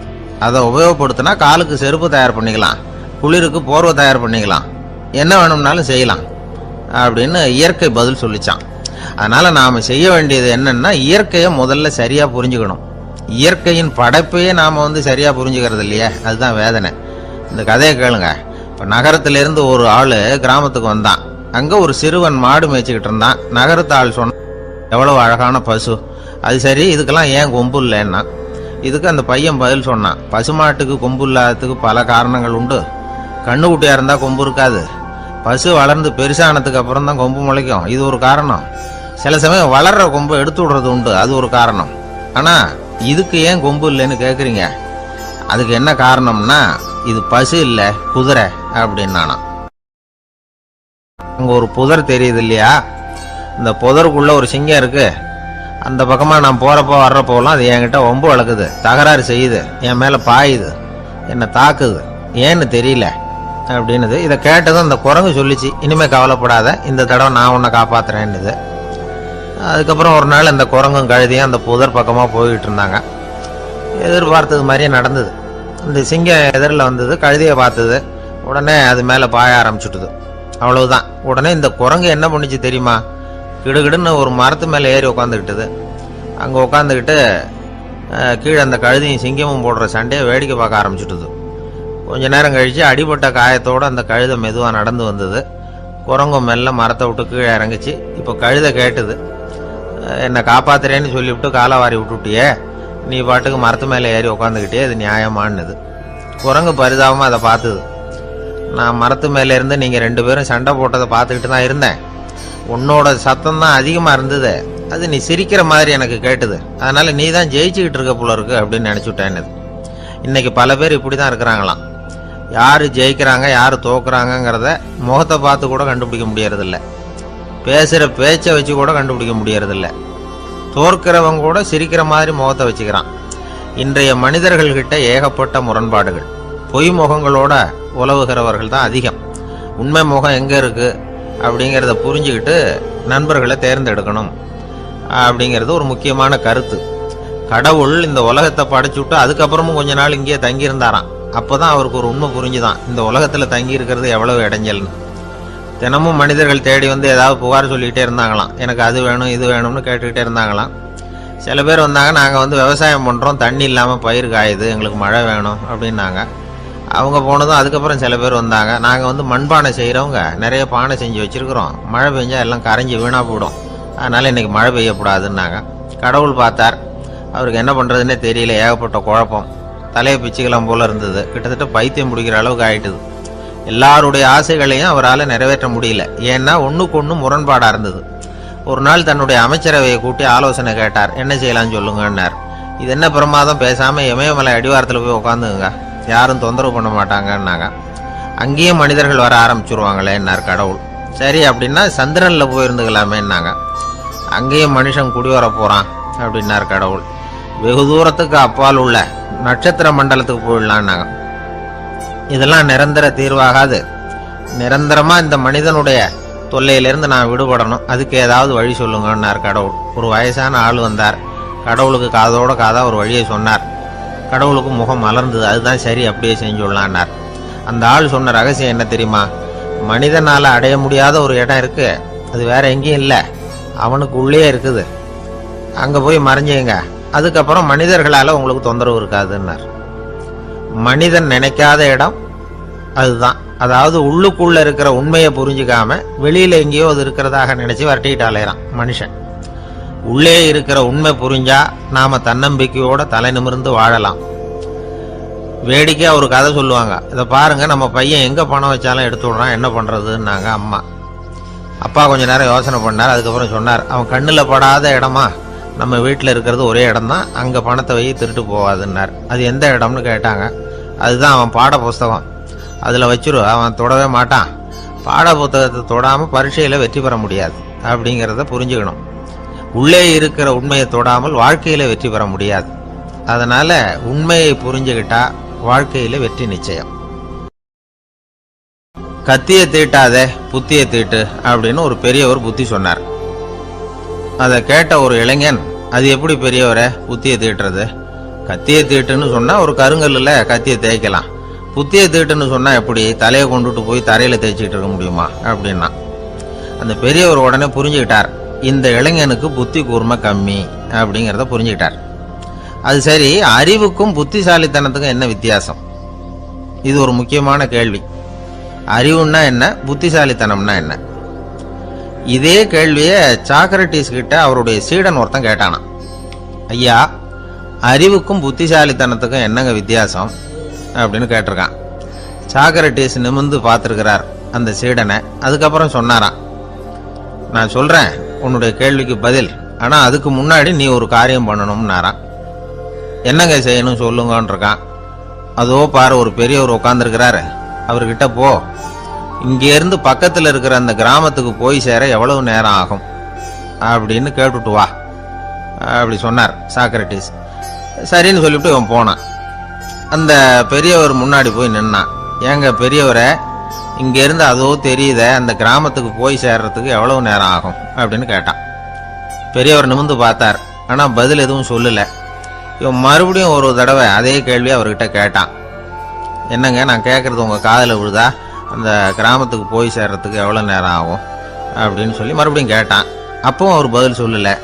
உடனே அவன் மனசுக்குள்ளே முடிவு பண்ணிக்கிட்டான். சரி, பெரியவர் ஒரு மாதிரியாக தெரிகிறார், புத்தி சுவாதீனம் சரியில்லாத ஒரு மாதிரி தெரியுது அப்படின்னு நினச்சிக்கிட்டே வந்த வழியிலே திரும்பி வந்துட்டான். கொஞ்சம் தூரம் நடந்திருப்பான். இப்போ அந்த பெரியவர் மறுபடியும் கூப்பிட்டார். இளைஞனே இப்படி வாழ்னார். இவனுக்கு ஒன்றும் புரியல. மறுபடியும் திரும்பி நடந்தான். அவர் முன்னாடி போய் நின்னான். பெரியவர் சொன்னார், தம்பி, இங்கேருந்து அந்த கிராமத்துக்கு போய் சேர்றதுக்கு 5 நிமிஷம் ஆகும் அப்படின்னார். இப்போ அந்த இளைஞன் அந்த முதியவரை ஒரு மாதிரியாக பார்க்க ஆரம்பித்தான். அதுக்கப்புறம் கொஞ்சம் யோசித்தான். பிறகு அவர்கிட்டே கேட்டுட்டான், ஏங்க பெரியவரை, இதே பதிலை அப்போவே என்கிட்ட சொல்லியிருக்கலாமே, என்னை திரும்பி போன்னு சொல்லிவிட்டு பாதி தூரம் போனதுக்கப்புறம் மறுபடியும் கூப்பிட்டு அதுக்கப்புறம் இப்படி சொல்கிறீங்களே, இது நியாயமா அப்படின்னா. பெரியவர் சிரிச்சார். அதுக்கப்புறம் சொன்னார், ஏன்பா, நீ எவ்வளவு வேகமாக நடக்கிறேங்கிறத பார்க்காம நீ கிராமத்துக்கு போய் சேர வேண்டிய நேரத்தை எப்படி என்னால் சொல்ல முடியும்? அதனால தான் உன்னை கொஞ்சம் தூரம் நடக்க விட்டு உன்னுடைய நடையின் வேகம், அந்த கிராமம் இருக்கிற தூரம் ரெண்டையும் கணக்கு போட்டு அதுக்கப்புறம் நேரத்தை சொன்னேன்னார். சீடன் வந்து தலை குனிந்தான். அப்படியே திரும்பி வந்து சாக்ரட்டிஸ் முன்னாடி நின்னான். சாக்ரட்டிஸ் இப்போ சொல்றார், தம்பி, அதுக்கு பேர் தான் புத்திசாலித்தனம். இந்த அறிவு கூர்மை வந்து எல்லா இளைஞர்களுக்கும் வரணும் அப்படிங்கிறதுக்காகத்தான் கத்தியை தீட்டாத புத்தியை தீட்டு அப்படின்னு பெரியவங்கள்லாம் சொல்லிட்டு இருக்கிறாங்க. புத்தியை தீட்டுறவங்கெல்லாம் வாழ்க்கையில் அறிவாளியாராங்க, தீட்டாதவங்க கோமாளியாராங்க. இதுதான் இன்னைக்கு நடக்கிறது. அதனால அறிவு கூர்மைங்கிறது வேற. இந்த காலத்து ஆசாமி ஒருத்தர் இன்னொருத்தரை பார்த்து கேட்டார், ஏங்க, ஒரு விமானம் இங்கேருந்து புறப்பட்டு 2 மணி நேரத்தில் மதுரைக்கு போய் சேருது. நல்லா கவனிங்க, ஒரு விமானம் இங்கேருந்து புறப்பட்டு 2 மணி நேரத்தில் மதுரைக்கு போய் சேருது அப்படின்னா என்னோட வயசு என்னன்னு கேட்டார். இவர் கேட்கறதுல ஏதாவது அர்த்தம் இருக்கா? அதாவது இங்கேருந்து புறப்பட்டு 2 மணி நேரம் ஆகுது மதுரைக்கு போகிறதுக்கு, அப்படின்னா என் வயசு என்னன்னு கேட்குறாரு. இதை கேட்ட உடனே அவர் பதில் சொன்னார், அப்படின்னா உங்களோட வயசு 20 அப்படின்னார். எப்படிங்க அவ்வளவு கரெக்டாக சொன்னீங்க அப்படின்னு கேட்டார். வேற ஒன்றும் இல்லை, எங்கள் பக்கத்து வீட்டில் ஒரு முழு பைத்தியம் இருக்கு, அதோட வயசு 40, அப்படின்னா உன் வயசு 20 தான் இருக்கணும் அப்படின்னார். அரை பைத்தியம்னு முடிவு பண்ணிக்கிட்டார். அதனால வாழ்க்கையில் அறிவு கூர்மைங்கிறது ரொம்ப அவசியம். அந்த புத்திசாலித்தனம் இருக்கிறவங்க வாழ்க்கையில வெற்றி பெறுவது நிச்சயம். சாலை ஓரமா அழுதுகிட்டு உட்காந்துருந்தான். பிச்சை எடுத்து சாப்பிட்ற ஒருத்தன் அந்த பக்கமா வந்தான். இவனை பார்த்தான். ஏன் அழுதுகிட்டு உட்காந்துருக்கிற, என்னாச்சு உனக்கு அப்படின்னு கேட்டான். அதுக்கு இவன் சொன்னான், என்கிட்ட ஒண்ணுமே இல்லை, நான் இந்த உலகத்துல இருந்து என்ன பிரயோஜனம், அதனால தான் அழுதுகிட்டு இருக்கிறேன் அப்படின்னா. உன்கிட்ட மறைஞ்சிருக்கிற புதையல் என் கண்ணுக்கு நல்லா தெரியுது, அது உனக்கு புரியல, அதனால தான் அழுதுகிட்டு இருக்கிற அப்படின்னா. என்னது, புதையல் இருக்குதா, உன் கண்ணுக்கு தெரியுதா அப்படின்னு கேட்டான். ஆமாம், எனக்கு தெரியுது. அந்த புதையலை நீ விற்கிறதுக்கு தயாராக இருக்கிறியா அப்படின்னு கேட்டான் இவன். இதை கேட்டதும் அந்த இளைஞனுக்கு ரொம்ப ஆச்சரியமாக போச்சு. என்னது இப்படி கேட்குறானே அப்படின்னு. என்கிட்ட ஒரு காசு கூட இல்லையே, அப்படி இருக்கிறப்போ புதையல் எங்கேருந்து வந்தது அப்படின்னா. இந்த நேரத்தில் அந்த பிச்சைக்காரன் சிரிச்சான். இப்படி தான் இந்த உலகத்தில் எல்லாரும் சொல்லிகிட்டு இருக்கிறாங்க, என்கிட்ட ஒன்றுமே இல்லை ஒன்றுமே இல்லைன்னு சொல்லி. ஆனால் அவங்கக்கிட்ட தான் புதையல் இருக்கு. நீ வேணும்னா என் கூட வா, நம்ம நாட்டு அரசர்கிட்ட போவோம், உங்ககிட்ட இருக்கிற புதையலை அவர் நல்ல விலைக்கு எடுத்துக்குவார் அப்படின்னா. அது எப்படி உனக்கு தெரியும்னா, இதுக்கு முன்னாடியும் இது மாதிரி பல பேரை நான் வந்து ராஜா கிட்ட அழைச்சிட்டு போயிருக்கிறேன், அதனால தான் உன்னை பார்த்தேன், உன்னையும் கூப்பிடுறேன். நீ சரின்னு சொன்னால் உன்னை அழைச்சிட்டு போகிறேன், உங்ககிட்ட இருக்கிற புதையலை அவர் நல்ல விலை கொடுத்து எடுத்துக்குவார் அப்படின்னு சொன்னான். இவன் இப்படி சொல்கிறதும் அந்த இளைஞனுக்கு ஒன்றுமே புரியல. இது என்னது இந்த ஆள் இப்படி சொல்லிட்டு இருக்கிறான், நம்மகிட்ட என்ன இருக்குது, அதுவும் இல்லாம இவனே பிச்சை எடுத்து சாப்பிட்டுக்கிட்டு இருக்கிறான், இவன் போய் நம்மளை ராஜா கிட்ட அழைச்சிட்டு போறதா போறேங்கிறானே என்ன அப்படின்னு சொல்லி அவன் யோசனை பண்ணான். என்ன யோசிக்கிற, உனக்கு பணம் வேணும்னா என்னோட வா அப்படின்னா. இளைஞன் ஒரு முடிவுக்கு வந்தான். சரி, இங்கேயே உட்காந்துக்கிட்டு இருக்கிறத விட அங்கேயாவது போய் பார்ப்போமே, இங்கே அழுதுட்டு உட்காந்துருக்கிறதுல என்ன பிரயோஜனம், ஏதோ கூப்பிடுறான் போய் பார்த்துட்டு வருவோமே அப்படின்னு சொல்லி அவன் கூட புறப்பட்டான். பிச்சைக்காரன் முன்னாடி போயிட்டே இருக்கிறான், இந்த இளைஞன் பின்னாடி நடந்து போயிட்டு இருக்கான். 2 பேரும் அரண்மனையை நோக்கி போறாங்க. பாதி வழி போயிருப்பாங்க. வழியில் அந்த பிச்சைக்காரன் சொன்னான், இதை பாரு, முன்னாடியே சில விஷயங்களை நாம் பேசிக்க வேண்டியிருக்கு, சரியாக தெளிவாக முடிவு எடுத்துக்கிட்டு அதுக்கப்புறம் ராஜா கிட்ட போகணும். ஏன்னா அங்கே போய் அது முடியாது இது முடியாதுன்னு நாம் நமக்குள்ளே சண்டை போட்டுக்கிட்டு இருக்க முடியாது. ராஜாவுக்கு விலையை பற்றி கவலையே இல்லை, எவ்வளவு சொன்னாலும் நமக்கு பணம் கிடைச்சிரும். ஆனால் அதுக்கப்புறம் நான் இதை விற்கிறதுக்கு தயாராக இல்லைன்னு சொல்லிடக்கூடாது. அதனால் புதையலை விற்கிறதா இல்லையாங்கிறத இங்கேயே தெளிவாக முடிவு செஞ்சுக்கணும், இல்லைன்னா ராஜா கிட்ட போய் அங்கே போய் குழப்பிட்டு இருக்க முடியாது அப்படின்னு சொன்னான். இளைஞனுக்கு ஒன்றுமே புரியல. என்ன சொல்கிற நீ, என்கிட்டயா புதையலா, எங்கே இருக்குது அப்படின்னு சொல்லி குழம்பி போனான். இப்போ அந்த பிச்சைக்காரன் சொன்னான், இதை பாரு, இப்போ உதாரணத்துக்கு உன்னுடைய கண்களை எடுத்துக்கோ, அதுக்கு நீ என்ன விலை கேட்டுற போற, நான் அதுக்கு ராஜா கிட்ட இருந்து ஒரு 50,000 ரூபா வாங்கி தர முடியும். உன்னுடைய இருதயத்தை கொடுக்குறியா, 20 லட்சம் ரூபா வாங்கி தரேன். மூளையை கொடுக்குறியா, 30 லட்சம் வாங்கி தரேன். என்ன சொல்ற அப்படின்னு சொல்லி இந்த பிச்சைக்காரன் பேசிக்கிட்டே போறான். இளைஞனுக்கு கோபம் வந்துட்டுது.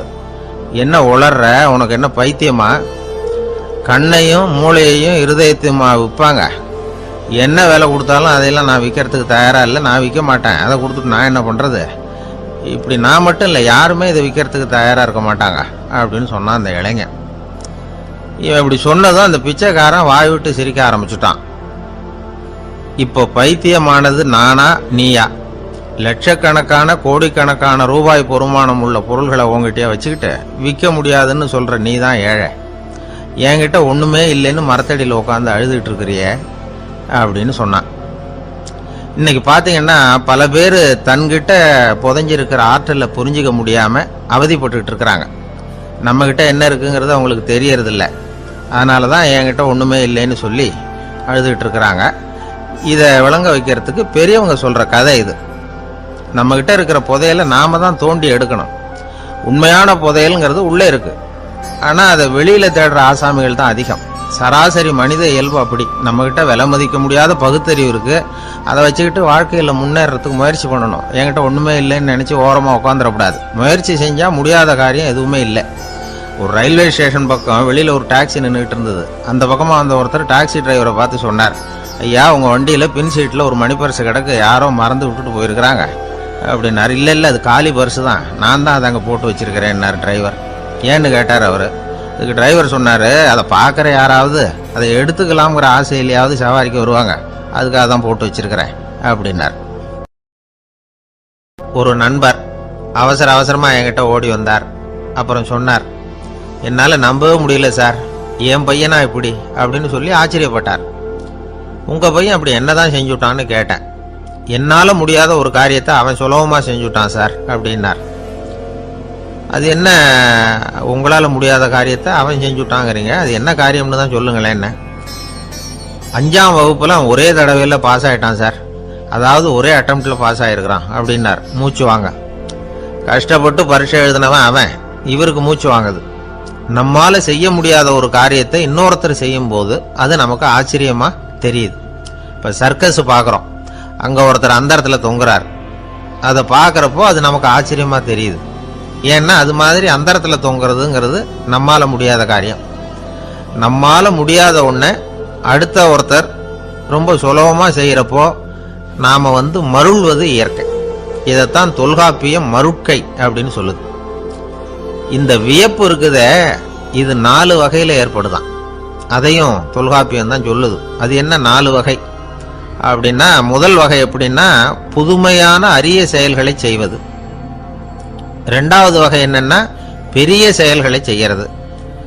மூணாவது வகை எப்படின்னா மிக நுட்பமான செயல்களை செய்யறது. நாலாவது வகை ஆக்கம் தரும் செயல்களை செய்யறது. புதுமை, பெருமை, சிறுமை, ஆக்கமோடு மதினம் சாலா மருட்கை நான்கே அப்படிங்கிறது தொல்காப்பியம். இன்னைக்கு விஞ்ஞானம் புதுசு புதுசா எதையோ கண்டுபிடிச்சுக்கிட்டு இருக்குது. அந்த கண்டுபிடிப்புகளை எல்லாம் பார்க்கறப்போ ஆரம்பத்துல ஆச்சரியமா இருக்கு, அதுக்கப்புறம் நமக்கு பழகி போடுது. வானொலி பெட்டி புதுசா வந்தப்போ அதை சுற்றி எவ்வளவு கும்பல், ஒரு பெட்டி பேசுது அப்படிங்கிறது எவ்வளவு வியப்புக்குரிய விஷயம். இப்ப யாரும் வானொலி பெட்டியை ரொம்ப ஆச்சரியத்தோட பாக்குறது இல்ல. வச்சிருந்தாதான் ஆச்சரியமா பார்ப்பாங்க சில பேர், இந்த காலத்துல இப்படி வச்சிருக்கிறாரேன்னு சொல்லி. மாறா அதை அலட்சியமாவும் பார்க்க ஆரம்பிச்சுட்டாங்க. மதினம் சாலா மருட்கை அப்படின்னு ஒரு சொற்றொடர் வருது பாருங்க, அதுல கருத்தாழம் உண்டு. எதை பத்தியும் போதுமான அளவு புரிஞ்சிக்காதப்போ ஒருத்தர் ஆச்சரியப்படுறார், புரிஞ்சுகிட்டதுக்கு அப்புறம் ஆச்சரியம் மறைஞ்சு போடுது. மிக நுட்பமான செயல்களும் நம்மளை ஆச்சரியப்பட வைக்குது. ஒரு அரிசியில ஒரு திருக்குறள் எழுதி காட்டுறாங்க, ஒரு முட்டை ஓட்டுக்குள்ள ஓவியம் தீட்டி காட்டுறாங்க. கருங்கல் சிற்பங்கள்ல எவ்வளவு நுட்பமான வேலைப்பாடுகள், அதையெல்லாம் பார்த்து ஆச்சரியப்படுறோம். இது மாதிரியே ஆக்கப்பூர்வமான செயல்களும் நம்மளை வியப்பில் ஆழ்த்தும். குப்பை கூலங்களை கூட வாழ்க்கைக்கு பயன்படுகிற பொருளா மாற்றுகிறவர்கள் இருக்கிறாங்க. அவங்களுடைய செயல் நமக்கு ஆச்சரியத்தை தருது. இடைக்காட்டு சித்தர்னு ஒருத்தர் இருந்தார். அவர் பாடிய மூவடி 30ங்கிற நூல்ல ஒரு பாட்டு வருது. ஆற்றல் பிறர் அறிதலின் ஆகம் கிளர்வு உறுதலின் கற்று அறிபாணர் கெழுமிய கோடலின் தோற்றம் உருகவே போற்றல் சால் வியப்பே. ஒருத்தருடைய ஆற்றல் தெரியாமல் இருந்தது, அவருடைய அரிய செயல்களை பார்க்கும் பொழுது வியப்பா இருந்தது, மனசுக்குள்ள கிளர்ச்சி. பாவலர்கள் இவர்கள் புகழப்பாடி மற்றவர்களும் தெரிந்து கொள்ளுமாறு செய்கிறார்கள்.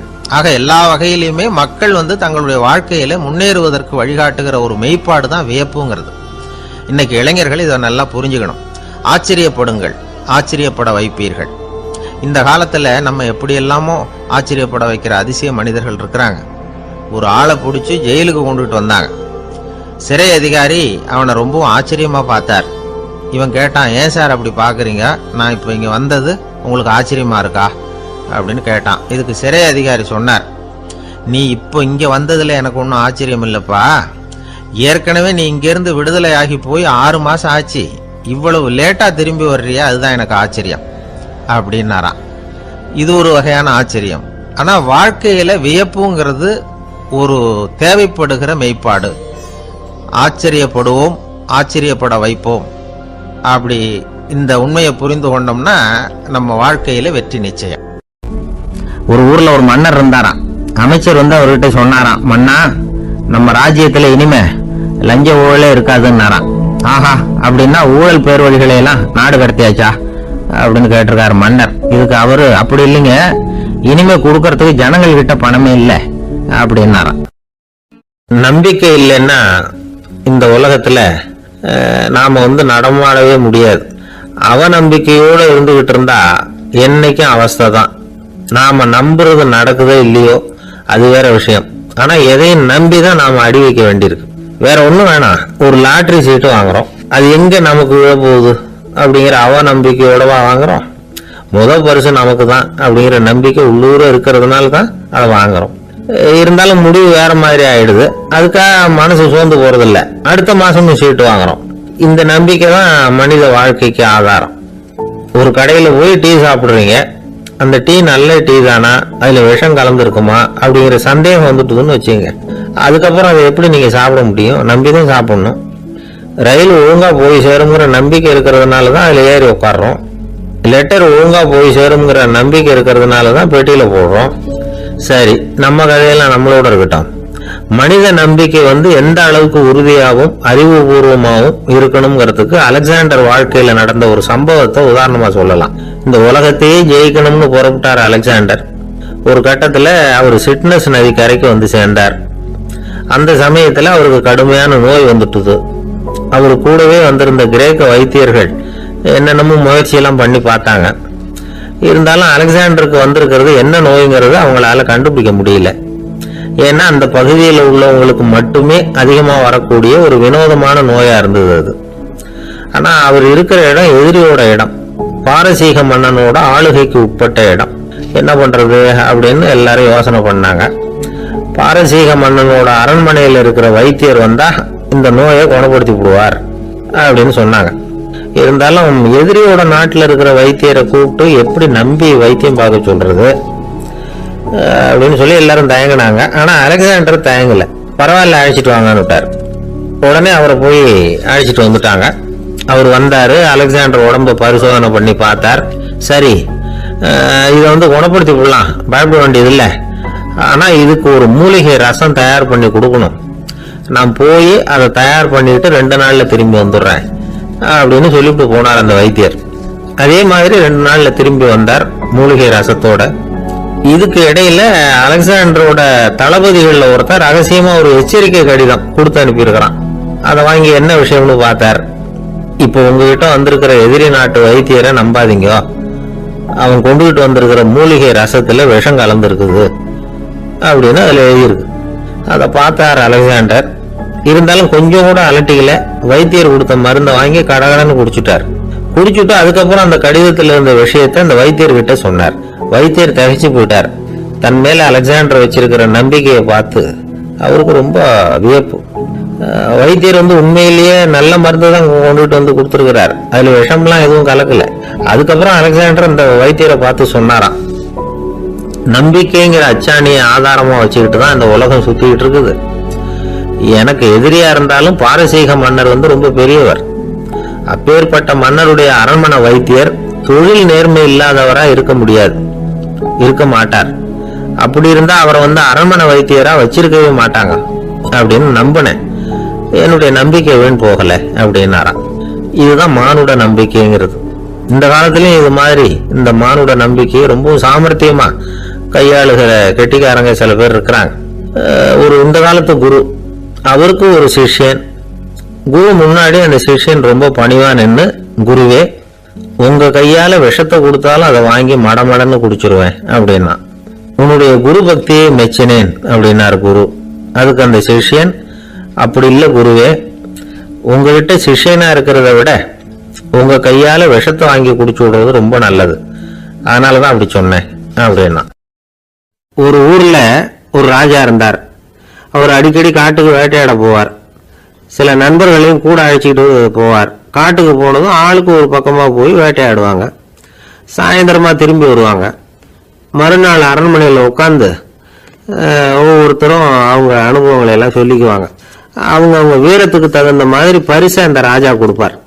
இது மாதிரி ஒரு தடவை எல்லாரும் வேட்டைக்கு போயிட்டு திரும்பி வந்ததும் உட்காந்து பேச ஆரம்பிச்சிருக்கிறாங்க. ஒருத்தன் சொன்னா தன்னுடைய வீர செயலை பத்தி அளக்க ஆரம்பிச்சுட்டான். ஏன்னா அது எதுக்கு பரிசு கிடைக்க போகுதுல்ல, அதனால. அவன் என்ன சொன்னான் தெரியுமா? அரசே, நேற்றுக்கு காட்டுல என்ன ஆச்சு தெரியுமா? எனக்கு நேரா ஒரு சிங்கம் வாயை திறந்துட்டு வந்துட்டுது. நான் பயப்படவே இல்லை. உடனே ஒரு கல்லை எடுத்து குறி பார்த்து வீசினேன். சிங்கத்து வாய்க்குள்ள போய் அந்த கல்லு மாட்டிக்கிட்டுது. அவ்வளவுதான். அந்த சிங்கம் என்னை பார்த்துட்டு பயந்துட்டு ஒரே ஓட்டமா திரும்பி ஓடி போயிட்டுது அப்படின்னா. ஆஹா பலே அப்படின்னு எல்லாரும் கை தட்டினாங்க. 2வது ஆள் ஒருத்தன் எழுந்திரிச்சான். அவன் சொல்ல ஆரம்பிச்சான், அரசே, நான் போன வழியில 2 பெரிய மலைப்பாம்பு கிடந்தது. என்னை மூழ்கிறதுக்கு வந்தது. நான் என்ன பண்ணேன் தெரியுமா? அந்த 2 பாம்போட வாலையும் ஒன்னா சேர்த்து முடிச்சு போட்டுட்டேன். அவ்வளவுதான். அது அங்க இழுக்க, இது இங்க இழுக்க, முடிச்சு நல்லா எரிய போட்டுது அப்படின்றான். ஆஹா அற்புதம்னு சொல்லி எல்லாரும் கை தட்டினாங்களாம். அடுத்தபடியா 3வது ஆள் ஒருத்தன் வந்தான். அவன் சொல்ல ஆரம்பிச்சான், மன்னா, நான் போன பாதையில குறுக்க ஒரு ஆறு, அதுல இறங்கி குளிச்சேன். யாரோ காலை பிடிச்சி இழுக்கிறது மாதிரி இருந்தது. திரும்பி பார்த்தா ஒரு பெரிய முதலை. நான் உடனே அப்படியே ஒரு துள்ளல் துள்ளி அது முழுகில் போய் உட்காந்துக்கிட்டேன். அதை அப்படியே கரைக்கு நீந்த வச்சேன். கரைக்கு வந்து சேர்ந்ததும் அப்படியே ஒரே துள்ளி குதிச்சு கரைக்கு வந்துட்டேன் அப்படின்றான். அவன் தன்னுடைய வீரத்தை அப்படி சொல்லியிருக்கான். அடடா எப்பேற்பட்ட வீரம் அப்படின்னு எல்லாரும் கை தட்டினாங்களாம். 4வது ஆள் எழுந்திரிச்சான். மன்னா, நான் போன இடத்துல ஒரு கரடி என்னை துரத்த ஆரம்பிச்சுட்டுது. நான் ஒரு மலை உச்சிக்கு வந்துட்டேன். அதுக்கப்புறம் ஒரு அடி எடுத்து வச்சாலும் அதில் பாதாளத்தில் விழ வேண்டியதுதான். அந்த நேரம் பார்த்து ஒரு பெரிய ராட்சச கழுகு அந்த பக்கமா பறந்து வந்தது. நான் உடனே அப்படியே உயர எழும்பி அந்த கழுகோட காலை பிடிச்சிக்கிட்டேன். அப்படியே தொங்கிக்கிட்டே வந்தேன். ஒரு நல்ல இடம் வந்ததும் தொப்புன்னு கீழே குதிச்சு நடந்து வந்துட்டேன். இதுக்கு எல்லாரும் கை தட்டுறாங்க. கடைசியா ஒரு ஆள் எழுந்திரிச்சான். அரசே, நான் போன வழியில ஒரு பெரிய யானை குறுக்க வந்தது. பயங்கரமா சத்தம் போட்டுக்கிட்டே வந்தது.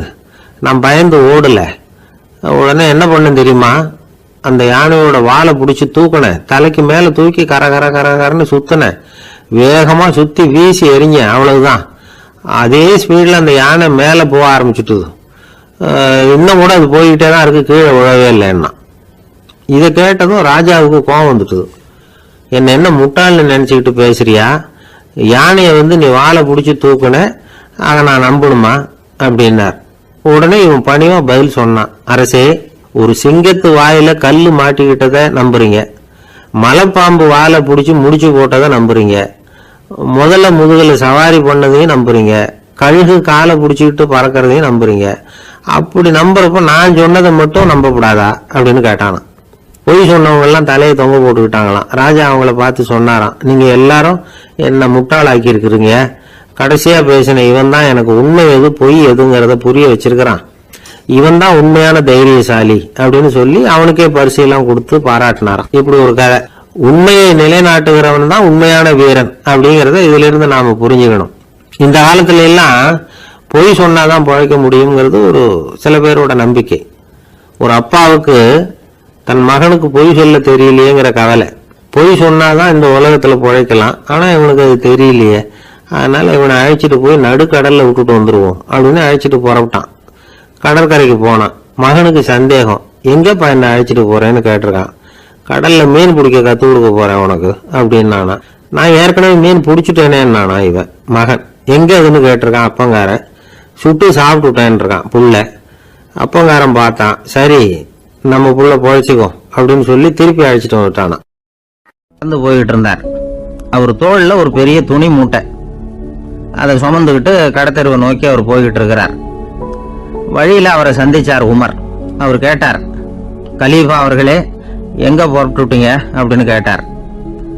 கலீஃபான்னா ஆட்சி தலைவர்னு அர்த்தம். இதுக்கு அவர் சொன்னார், நான் துணி வணிகம் செய்யறவன், அதனால துணி வியாபாரம் செய்யறதுக்காக போயிட்டு இருக்கிறேன்னார். நீங்க இப்போ இந்த நாட்டுக்கு ஆட்சி தலைவர், ஆட்சி பொறுப்புல இருக்கிறீங்க, நீங்க வியாபாரம் செய்ய போட்டா அரசு பணிகளை செய்யறது யாரு அப்படின்னு கேட்டார் அவர். நான் அரசு பணிகளை மட்டுமே செஞ்சுக்கிட்டு இருந்தா என் குடும்பத்தை காப்பாத்துறது யாரு அப்படின்னு கேட்டார் அவர். இப்படி கேட்டவர் யார் தெரியுமா? அவர் தான் அபூபக்கர், இறை தூதர் முகமது அவர்களுக்கு பிறகு கலீஃபாவாக தேர்ந்தெடுக்கப்பட்டவர்.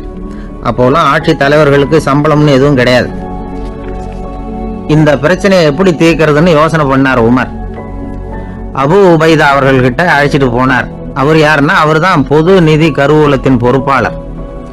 அவர்கிட்ட பிரச்சனையை சொன்னார். இது மாதிரி ஆட்சி தலைவருக்கு பொது நிதியிலிருந்து ஊதியம் அளிக்க முடியுமான்னு கேட்டார். பொது நிதி விதிகளின்படி அதுக்கு சாத்தியம் இல்லைன்னு சொல்லிவிட்டாரு அவரு. சரி, வேற ஏதாவது வழி இருக்குதான்னு கேட்டார் உமர். அபு உபைதா கொஞ்சம் யோசனை பண்ணி பார்த்தார். அப்புறமா சொன்னார், மக்காவிலிருந்து மதீனாவுக்கு குடிபெயர்ந்து வந்த அகதிகளுக்கு நிதி உதவி அளிக்கிறதுக்கு விதிகள்ல இடம் இருக்கு. அப்படி பார்த்தா அபூபக்கரும் அகதி தானே, அதனால எல்லா அகதிகளுக்கும் கொடுக்கறது மாதிரியே அவருக்கும் ஒரு தொகை அளிக்கலாம்னார். கலீஃபா அபூபக்கருக்கு இந்த அகதி உதவி தொகையைத்தான் கொடுத்துட்டு வந்தாங்களாம். குடும்ப செலவுக்கு அது போதுமானதா இல்ல. இருந்தாலும் கலீஃபாங்கிறதுக்காக மற்ற அகதிகளை விட அதிகமா தொகையை பெற அவர் விரும்பல. மார்பு பக்கம் கிழிஞ்சிருந்த ஒரு மேலாடையை தான் அவர் அணிஞ்சிருந்தார். அவருடைய துணைவியார் அஸ்மா, அவங்க ஒரு நாள் தேன் அருந்த ஆசையா இருக்குன்னாங்களாம். நமக்கு கிடைக்கிற ஊதியம் குடும்ப செலவுக்கே போதுமானதா இல்லையே, இந்த நிலையில தேன் வாங்கறதுக்கு காசுக்கு நான் எங்க போவேன் இருக்காரு அவரு. கொஞ்ச நாள் கழிச்சு அவங்க ஒரு தொகையை அவர்கிட்ட கொடுத்து தேன் வாங்கிட்டு வர சொன்னாங்களாம். இவருக்கு ஆச்சரியம், ஏது இந்த பணம்னு கேட்டிருக்காரு. நீங்க தினமும் குடும்ப செலவுக்காக கொடுத்துட்டு வந்த பணத்துல கொஞ்சம் கொஞ்சமா மிச்சப்படுத்தி வச்சேன்னாங்களாம். அபூபக்கர் அந்த பணத்தை எடுத்துக்கிட்டு நேரா பொது நிதி கருவூல பொறுப்பாளர்கிட்ட போனார். இந்த பணத்தை பொது நிதியில சேர்த்துருங்க, இது அதிகப்படியா எனக்கு தரப்பட்டு வந்த ஊதியம், அடுத்த மாசத்துல இருந்து இந்த தொகையை குறைச்சிங்கன்னு வேற சொல்லிவிட்டாராம். பசியை தணிக்க தேவையான அளவு உணவு, ஒரு ஜோடி உடை, இதை தவிர கூடுதலா மக்கள் பொது நிதியிலிருந்து வாங்கிக்கிறதுக்கு என் குடும்பத்தாருக்கு உரிமை இல்லை அப்படின்னு சொல்லி கண்டிப்பா சொல்லிவிட்டாராம். அவர் வாங்கிட்டு வந்த அந்த குறைந்த ஊதியம் கூட அவர் மனசை உறுத்திக்கிட்டே இருந்தது. கடைசி நேரம் அவர் தம்முடைய மகள் ஆயிஷா அவர்களை அழைச்சார். மகளே, இதுவரைக்கும் பொது நிதியிலிருந்து நான் வாங்கிட்டு வந்த தொகை என்னுடைய இதயத்துல பாரமா அழுத்திக்கிட்டு இருக்கு. என் தோட்டத்தை வித்து அதுல வர்ற பணத்திலிருந்து நான் இதுவரைக்கும் வாங்கிட்டு வந்த ஊதிய தொகையை கணக்கு போட்டு பொது நிதியில சேர்த்து விடு அப்படின்னாராம். பதவி ஏற்கிறதுக்கு முன்னாடி தன்கிட்ட இருந்ததை விட இப்ப கூடுதலா என்ன சொத்து இருக்குன்னு பார்த்திருக்கார். ஒரு ஒட்டகம், ஒரு கோப்பை, ஒரு பணியாள், இதையும் அடுத்தபடியா கலீஃபாவா வர்றவர்கிட்ட ஒப்படைச்சிருங்க அப்படின்னு விட்டாராம். அதே மாதிரி அடுத்து வந்த உமர்கிட்ட ஒப்படைச்சாங்க. அப்போ உமர் சொன்னாராம், அபூபக்கரே, இந்த முன்மாதிரியால உங்களுக்கு பிறகு இந்த ஆட்சி பொறுப்பை ஏற்கிறவர்களை பெரும் நெருக்கடிக்கு ஆளாகி விட்டீங்க அப்படின்னு சொல்லி ரொம்ப கண் கலங்கினாராம். கடைசியா அபூபக்கர் தன்னுடைய குடும்பத்தாருக்கு விட்டு சென்ற சொத்து ஒரு படுக்கை விரிப்பு, ஒரு போர்வை, அவ்வளவுதான். இது சிந்திக்க வேண்டிய ஒரு செய்தி. இணை புரியாத 2 நண்பர்கள் இருந்தாங்களாம். 2 பேரும் விடாம சிகரெட் குடிக்கிறவங்க. அதுல ஒருத்தன் செத்து போட்டான். இன்னொருத்தன் அதுக்கப்புறம் 2 சிகரெட்டா குடிக்க ஆரம்பிச்சானா. ஏன் இப்படி பண்றேன்னு கேட்டிருக்காங்க. நான் ஒரு சிகரெட்டு தான் குடிக்கிறேன், செத்து போன என்னுடைய ஃப்ரெண்டு இருக்கானே, செத்து போனவன், அவனுக்காக இன்னொரு சிகரெட்டு குடிக்கிறேன் அப்படின்னு நானா. இது ரொம்ப ஆபத்து, விட்டுடு அப்படின்னு சொல்லியிருக்காங்க. சரின்னு ஒத்துக்கிட்டான். ஆனா அதுக்கப்புறமும் ஒரு சிகரெட் வேகமா குடிச்சுக்கிட்டே இருந்தான். சிகரெட் பழக்கத்தை நீ இன்னும் விடலையான்னு கேட்டாங்களாம். அந்த பழக்கத்தை நான் எப்போ விட்டுட்டேன், இப்ப நான் குடிக்கிறது என் ஃப்ரெண்டுக்காக அப்படின்னு நானா. இவங்கெல்லாம் எப்படி திருந்துறது? ஒரு பள்ளிக்கூடம் வகுப்பு நடந்துகிட்டு இருக்கு. ஆசிரியர் பாடம் நடத்திக்கிட்டு இருக்கிறார். நடத்தி முடிச்ச உடனே கேட்டார், மாணவர்களே, இதுவரைக்கும் நான் நடத்தின பாடத்துல உங்களுக்கு ஏதாவது சந்தேகம் இருக்கா அப்படின்னு கேட்டார். அப்புறம் ஒவ்வொருத்தராக கேட்டார். ஒரு மாணவன் எழுந்திருச்சான். சார், எனக்கு சந்தேகம் எதுவுமே இல்லைன்னா. ஏன்னு கேட்டார். ஏன்னா எனக்கு நீங்க நடத்தின பாடம் தெளிவா புரிஞ்சுட்டுது, அதனால சந்தேகம் வரலன்னா.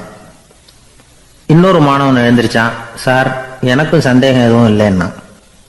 ஏண்டான்னு கேட்டார். ஏன்னா எனக்கு நீங்க நடத்தின பாடம் எதுவுமே புரியல, அதனால சந்தேகம் வரல அப்படின்னா. இந்த இடத்துல நாம கொஞ்சம் சிந்திச்சு பார்க்கணும். இந்த உலகத்துல எல்லாம் புரிஞ்ச ஒருத்தனுக்கும் சந்தேகம் வராது, எதுவுமே புரியாத ஒருத்தனுக்கும் சந்தேகம் வராது. அறகுறையா புரிஞ்சுக்கிட்டவன் இருக்கான் பாருங்க, அவனுக்கு தான் அடிக்கடி சந்தேகம் வரும்.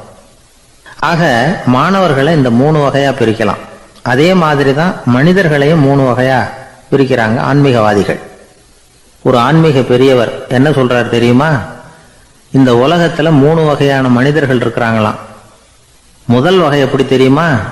இவங்களுக்கு எதையும் தெரிஞ்சுக்கணுங்கிற அவசியமே கிடையாது. ஏன்னா அவங்களுக்கு எல்லாமும் தெரியும்.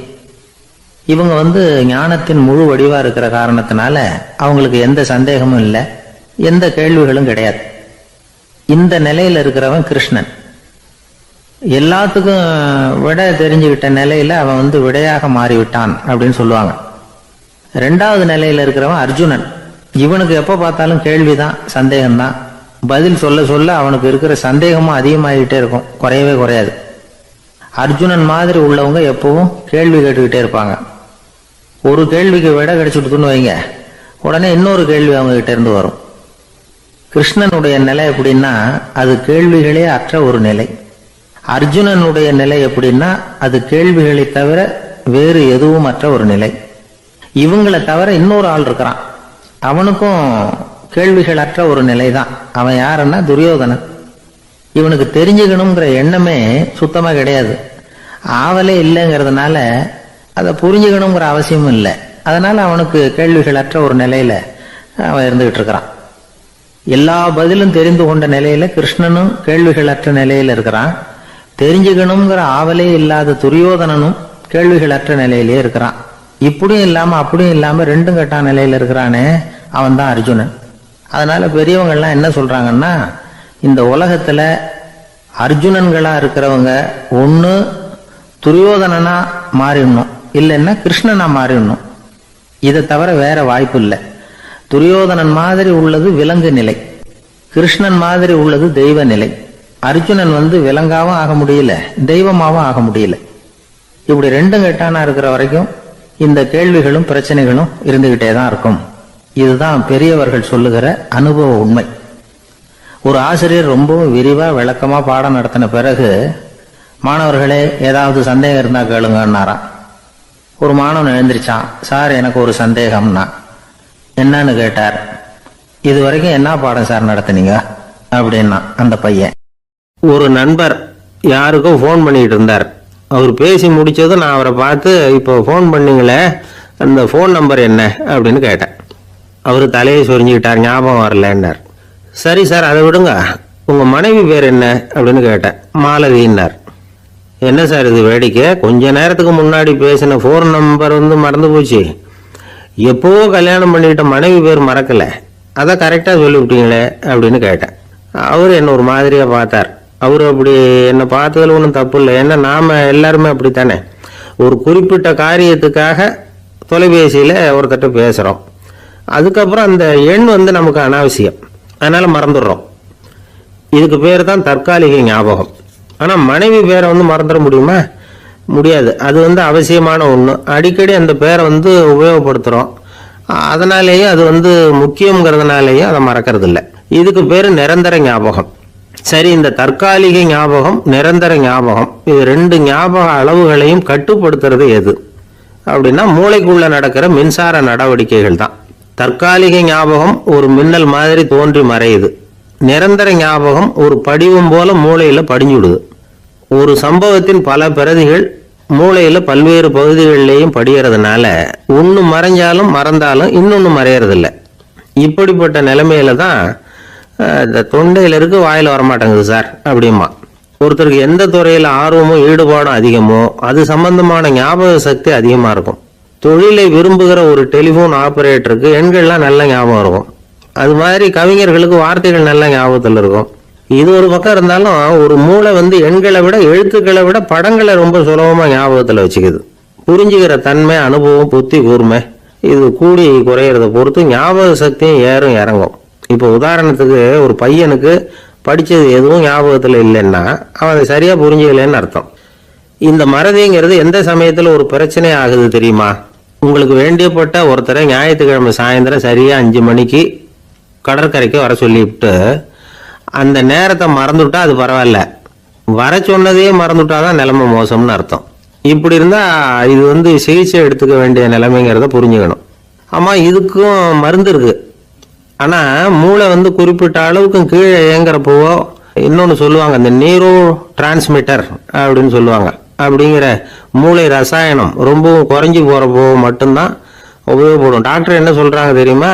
மூளையை பொறுத்த வரைக்கும் அதில் ஞாபக சக்தி அதிகமாக உள்ள மூளை, மறதி உள்ள மூளை அப்படின்னு ஒன்றும் கிடையாது அப்படிங்கிறாங்க. நினைவு வச்சுக்கிறதுக்கு பயிற்சி அளிக்கப்பட்ட மூளை, பயிற்சியற்ற மூளை அப்படின்னு வேணும்னா சொல்லலாம் அப்படின்னு சொல்கிறாங்க. அதனால நம்ம ஞாபக சக்திங்கிறது நம்ம கிட்ட இருக்கிற பயிற்சி, முயற்சி இதை பொறுத்து தான் அமையும். ஒருத்தர் ஒரு பென்சிலை எங்கேயோ வச்சுக்கிட்டு தேடிக்கிட்டு இருந்தார். அப்புறம் என்னமோ தீவிரமா யோசனை பண்ணி அதை ஞாபகப்படுத்தி பார்த்துக்கிட்டு இருந்தாராம். எதிரில் உட்காந்துருந்தவர் சொன்னார், பென்சிலை தானே தேடிக்கிட்டு இருக்கீங்க, அது உங்க வலது காதில் இருக்குது சார் அப்படின்னாராம் அவரு. இதுக்கு அவரு சொல்லியிருக்காரு, பென்சிலை வலது காதில் தான் வச்சிருக்கேங்கிறது எனக்கு நல்லா ஞாபகம் இருக்கு, ஆனா எது வலது காதுங்கிறது தான் மறந்து போச்சு அப்படின்னாராம். அவர் அதை தான் யோசிச்சுட்டு இருந்திருக்கிறார். துஷ்டரை கண்டால் தூர விலகு, இப்படி ஒரு பழமொழி உண்டு. எதுக்காக இப்படி சொல்லி வச்சாங்க? துஷ்டன் ஏதாவது தொந்தரவு கொடுப்பான், அதனால அவனை கண்டா பயந்துகிட்டு ஓடி ஒளிஞ்சுக்கோ அப்படின்னா இதுக்கு அர்த்தம் அப்படி இல்லை. ஒரு துஷ்டன் கிட்ட நெருங்கி போறோம்னு வச்சுக்கோங்க, அவன் நமக்கு கெடுதலான ஆலோசனைகள் எதையும் சொல்லலாம், அல்லது அவன் தீய உணர்வுகள் உள்ளவனா இருக்கலாம், அல்லது தீய செயல்கள் செய்யக்கூடியவனா இருக்கலாம், அல்லது தீய நட்புனால அவன் ஏற்கனவே கெட்டு போனவனா கூட இருக்கலாம். இப்படிப்பட்டவனை நெருங்கி போனா அவனோட பாதிப்பு நமக்கும் வந்துடும். அதனால விலகி போ அப்படின்னு சொல்றாங்க. இதையே கொஞ்சம் விவரமா இப்ப பார்ப்போமே. இப்ப இந்த துஷ்டர்களை 4 வகையா பிரிக்கிறாங்க. இந்த 4 வகைக்கும் உதாரணம் வேணும்னா வேற எங்கேயும் போக வேண்டியதில்லை, மகாபாரதத்தை பார்த்தாவே போதும். அதுல இந்த 4 வகையான தீயோரும் வர்றாங்க. முதல் வகைக்கு உதாரணம் சகுனி. இவன் மனசுல எப்பவும் தீய எண்ணங்கள் தான் நிறைஞ்சிருக்கும். கனவுல கூட தீய ஆலோசனைகள். யாராவது ஒருத்தர் நல்லபடியா வாழ்ந்தா அதை இவனால சகிச்சிக்க முடியாது. இப்படிப்பட்டவனோட நெருங்கிய தொடர்பு துரியோதனனுக்கு கிடைச்சது. துரியோதனன் எப்படின்னா அவன் ஏற்கனவே தீய காரியங்கள் செய்யறதுக்கு தயங்காதவன். அப்படிப்பட்டவனுக்கு தீய போதனைகள் செய்யறதுக்கு சகுனி உதவுனா. இந்த 2 பேரோட சகவாசம் இன்னொருத்தனுக்கு கிடைச்சது. அவன் யாருன்னா துச்சாதனன். அவன் தீய நடத்தை உள்ளவன். இந்த 3 பேரும் ஒண்ணு சேர்ந்தா என்னத்துக்கு ஆகும்? உலகமே கெட்டு போடும்ல. இந்த 3 துஷ்டர்களோட நல்லவன் ஒருத்தன் சேர்ந்தான். அவன் தான் கர்ணன். கர்ணன் இயல்பாவே உத்தம குணம் உள்ளவன். அவன் நல்லவங்களோட சேராம இப்படிப்பட்ட கெட்டவங்க கிட்ட நட்பு வச்சுக்கிட்டான். அதனால அவனும் தீய செயல்களில் ஈடுபடுறது மாதிரி ஆயிடுது. துரியோதனனுடைய நண்பனா அவனுடைய ஆதரவுல வளர்ந்ததுனால அவனுக்கு துணையா இருக்க வேண்டி இருக்குது அப்படின்னா. நட்பு உரிமையினால உதவி புரிய வேண்டியது சரிதான், அது தப்புன்னு சொல்ல முடியாது. இருந்தாலும் தீய செயல்களுக்கு உதவி செய்யறது சரியில்லை. புத்தி பலம் புஜ பலம் எல்லாம் இருந்தா கூட தெய்வ பலம் இல்லைன்னா ஜெயிக்க முடியாது. கர்ணன் மகா வீரன், இருந்தாலும் கடைசியில் அவங்க கதி என்னாச்சு? அவங்ககிட்ட எல்லா நல்ல குணங்களும் இருந்தது, இருந்தாலும் ஏன் இப்படி ஆச்சு? தீயவர்களுடைய சேர்க்கை தான் காரணம். அவங்களோட சேர்ந்ததுனால இவனையும் அப்படியே நினைக்க ஆரம்பிச்சுட்டாங்கல்ல. 4 வகை துஷ்டர்கள்ல இவனும் ஒரு வகை அப்படின்னு சொல்ல ஆரம்பிச்சிட்டாங்க. அதாவது தீய ஆலோசனைக்கு சகுனி, தீய உணர்வுகளுக்கு துரியோதனன், தீய செய்கைக்கு துச்சாதனன், தீய நட்புக்கு கர்ணன். இப்படி உதாரணமாயிட்டான். அதனாலதான் துஷ்டரை கண்டால் தூர விலகு அப்படின்னு சொன்னாங்க. அது புராண காலம். இப்பெல்லாம் நிலைமை கொஞ்சம் வேற விதமா இருக்குது. அன்னைக்கு ஒரு நாள் அப்படிதான் ஒரு காட்டு பாதையில யாரோ ஒருத்தர் அடிபட்டு கிடந்தார். யாரோ ஒரு துஷ்டன் அவனை அடிச்சு போட்டுட்டு போயிட்டான் போல இருக்கு. அந்த வழியா போன ஒருத்தர் பரிதாபப்பட்டு அவனை போய் தூக்குனார், ஆறுதல் சொன்னார். இதை பாருங்க, இந்த வழியா எப்பவும் தனியா வரக்கூடாது, ஏன்னா இங்க ஒரு ரவுடி இருந்துகிட்டு வர்றவங்க போறவங்களெல்லாம் வழிப்பறி பண்ணிட்டு இருக்கிறதா கேள்விப்பட்டிருக்கிறேன் அப்படின்னாராம். இனிமே அப்படி கேள்விப்பட மாட்டீங்க அப்படின்னு அந்த ஆளு. ஏன்னு கேட்டிருக்காரு இவர். அவன் சொல்லியிருக்கான், நான் தான் சார் அந்த ரவுடி, இந்த வழியா போனவங்க கிட்ட தகராறு பண்ணேன், அவங்க தான் என்ன இப்படி அடிச்சு போட்டு என்கிட்ட இருந்த பணத்தை எல்லாம் புடுங்கிட்டு போட்டாங்க சார், காலம் ரொம்ப கெட்டு போச்சு அப்படின்னு நானா ரொம்ப பரிதாபமா. உங்க பையன் எப்படி சார் இருக்கான் அப்படின்னு விசாரிச்சார் ஒருத்தர். அவன் என்ன சார், எதை சொன்னாலும் காதில் ஆக மாட்டேங்கிறான், அவன் பாட்டுக்கு போறான் வர்றான் அப்படின்னு சொல்லி அழுத்துக்கிட்டார் அப்பா.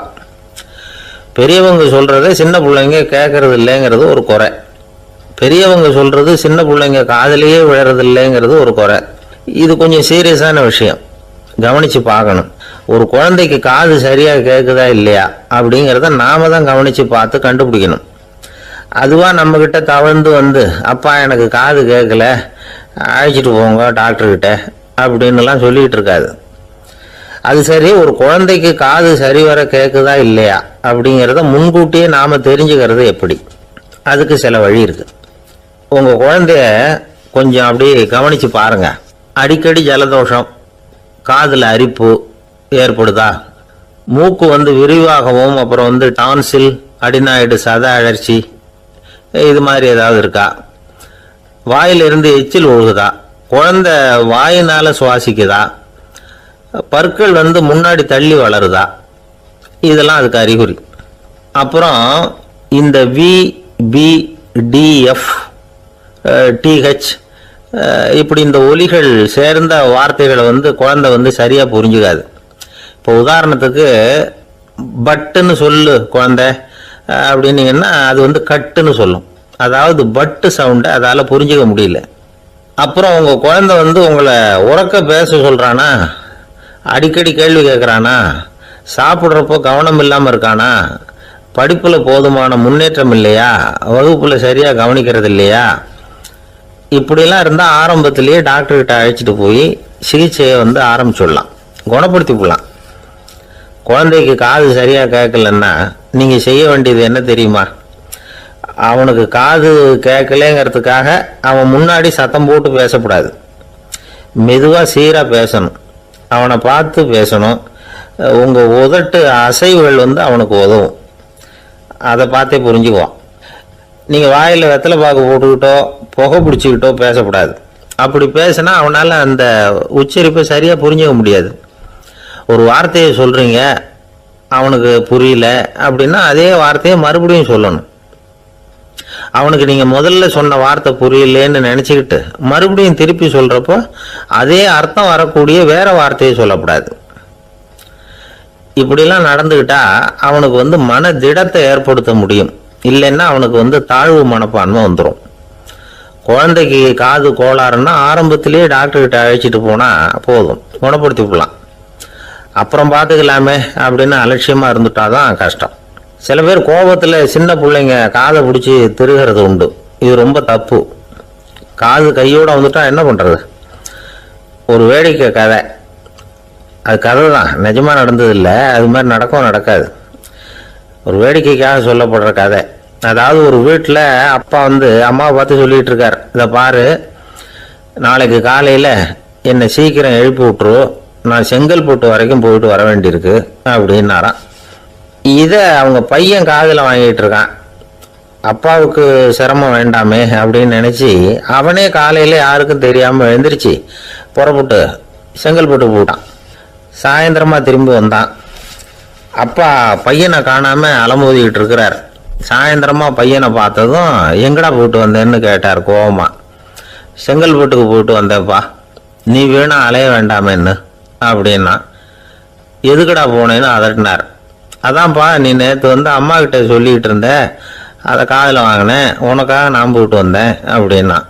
உடனே எந்த காதில் வாங்கினேன் அப்படின்னு சொல்லி காதை பிடிச்சி திருகினார். அந்த காது கையோடு வந்துட்டுது. இது நடந்து கொஞ்ச நாள் கழிச்சு அந்த அப்பாவும் பையனும் கடத்தெருவில் போயிட்டு இருக்கிறாங்க. எதிரில் ஒரு நாய் ஓடி வந்தது. அதுக்கு 2 காதும் இல்லை. என்ன இது, இந்த நாய்க்குட்டிக்கு 2 காதும் இல்லை அப்படின்னாரு அப்பா. அதுக்கு பையன் சொல்றான், அப்பா அது 2 தடவை செங்கல்பட்டுக்கு போயிட்டு வந்துருவோம் அப்படின்னானா. ஒரு ஊரில் ஒரு பெரிய ஞானி இருந்தார். அவர் படுக்கையில் இருந்தார். இன்னும் கொஞ்ச நேரம்தான் அவர் இந்த உலகத்தில் இருக்க போறார். அவரை சுற்றி ஏகப்பட்ட கூட்டம். ஏற்கனவே அவருடைய உபதேசங்களை கேட்டவங்க பல பேர் வந்து அவரை சுற்றி நிற்கிறாங்க. அந்த ஞானி மெதுவாக கண்ணை திறந்து பார்க்குறார். எல்லாரும் அவருடைய கடைசி வார்த்தையை கேட்கறதுக்காக அவளோட காத்துக்கிட்டு இருக்கிறாங்க. அந்த ஞானி மெதுவாக பேச ஆரம்பித்தார். நான் என்னுடைய வாழ்நாள் பூராவும் உங்களுக்கு நிறைய போதனைகள் சொல்லிக்கிட்டு இருக்கிறேன். பேரானந்தம், மகிழ்ச்சி, தியானத்தன்மை இதை பற்றியெல்லாம் சொல்லியிருக்கிறேன். இப்போ நான் வேற ஒரு கரைக்கு போயிட்டு இருக்கிறேன். நான் இனிமேல் இந்த கரையில் இருக்க மாட்டேன். நீங்கள் நான் சொன்னதையெல்லாம் கேட்டீங்க, ஆனால் எதையும் நீங்கள் வந்து நடைமுறைப்படுத்தி பார்க்கல. எல்லாம் கேட்டதோடு சரி, அதோடு விட்டுவிட்டீங்க. அப்புறம் அதை தள்ளி போட்டுக்கிட்டே வந்துட்டீங்க. மேலும் அதை தள்ளி போடுறதுல எந்த பிரயோஜனமும் கிடையாது. இப்போ நான் போய்கிட்டு இருக்கிறேன். உங்களில் யாராவது என்னோட வர்றதுக்கு தயாரா அப்படின்னு கேட்டார். அவ்வளவுதான். யாரும் வாயை திறக்கல. ஒரே மௌனம், சத்தமே இல்லை. ஒருத்தர் பார்த்துக்கிட்டே நிற்கிறாங்க. அந்த கூட்டத்தில் ஒரு ஆள் அந்த ஞானி கூடவே 40 வருஷத்துக்கு மேலே இருந்திருக்கிறான். அவனும் வாயை திறக்காம இன்னொருத்தன் முகத்தை பார்த்துக்கிட்டே நிற்கிறான். இந்த சமயத்தில் பின்னாடி நின்றுகிட்டு இருந்த ஒருத்தன் கையை தூக்கினான். ஞானி அவனை பார்த்தார். சரி, ஒருத்தனுக்காவது நம்மோட வர்றதுக்கு தைரியம் இருக்குது அப்படின்னு நினைச்சார். ஆனால் அந்த ஆள் என்ன சொன்னான் தெரியுமா? ஐயா, நீங்கள் கேட்குறப்போ நான் உடனே எழுந்திருக்கல, கையை மட்டும்தான் தூக்கினேன். என்ன காரணம்னா, நான் எப்படி அடுத்த கரைக்கு வந்து சேர்றதுங்கிறது தெரிஞ்சுக்கிறதுக்காக தான். அந்த விவரத்தை மட்டும் இப்போ உங்ககிட்ட இருந்து நான் தெரிஞ்சுக்க ஆசைப்படுறேன்.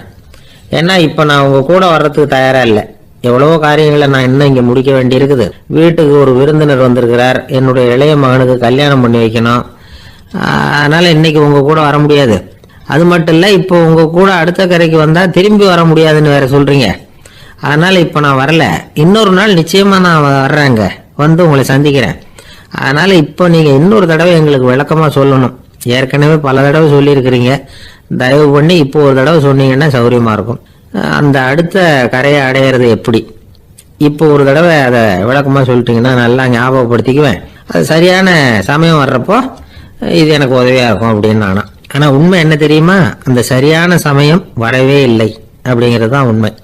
இப்படி அந்த கதை முடியும். இந்த கதை வந்து அந்த ஒரு ஆளுக்கு மட்டும் இல்லை, கிட்டத்தட்ட எல்லாருக்குமே அது பொருந்தும் அப்படிங்கிறாங்க விவரம் தெரிஞ்சவங்க. எல்லாருமே அந்த சரியான தருணத்துக்காக தான் காத்துக்கிட்டு இருக்கிறாங்களாம். அதுக்காக ஜோசியம் பார்க்குறாங்க, கைரேகை பார்க்குறாங்க.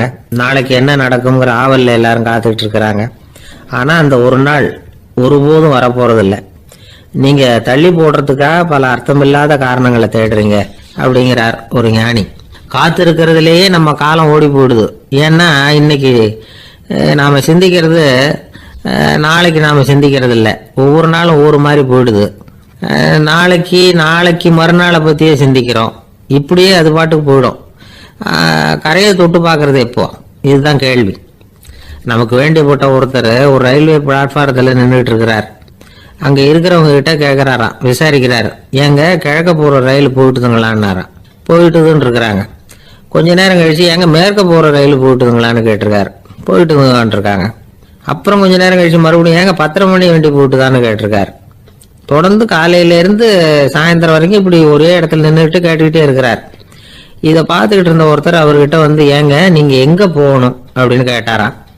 இவர் மெதுவாக சொன்னாராம், இந்த ரயில்வே லைனை தாண்டி அந்த பக்கம் போகணும் அப்படின்னாராம்.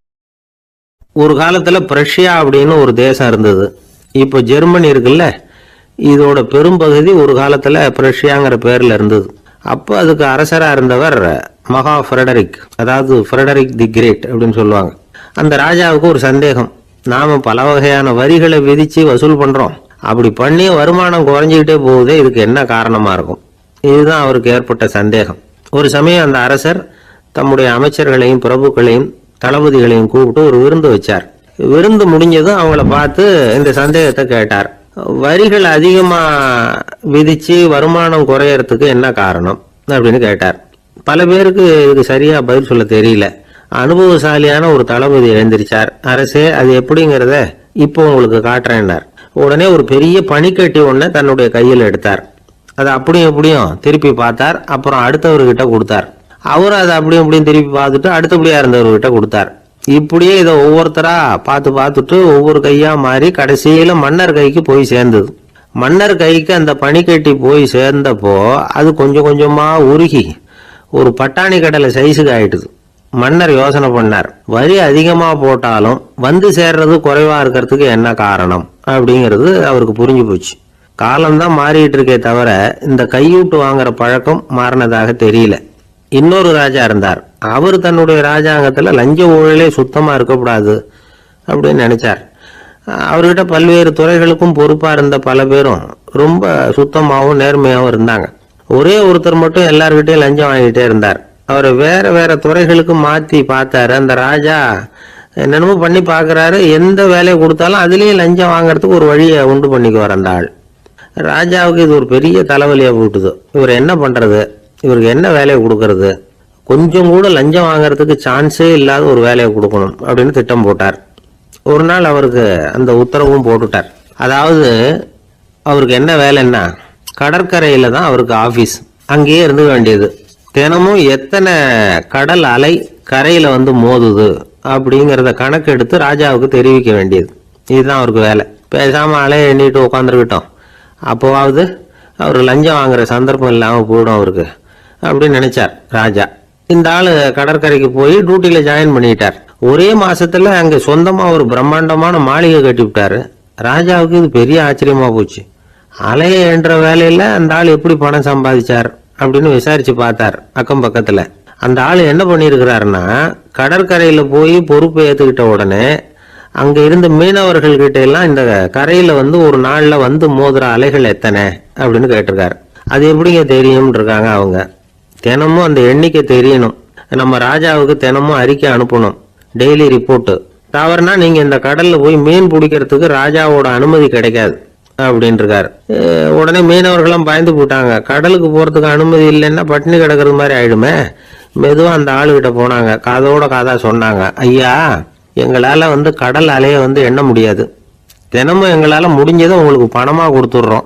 நீங்க தான் ராஜா கிட்ட சிபாரிசு பண்ணி நாங்க தொடர்ந்து மீன் பிடிக்கிறதுக்கு அனுமதி வாங்கி கொடுக்கணும் அப்படின்னு வேண்டிக்கிட்டாங்க.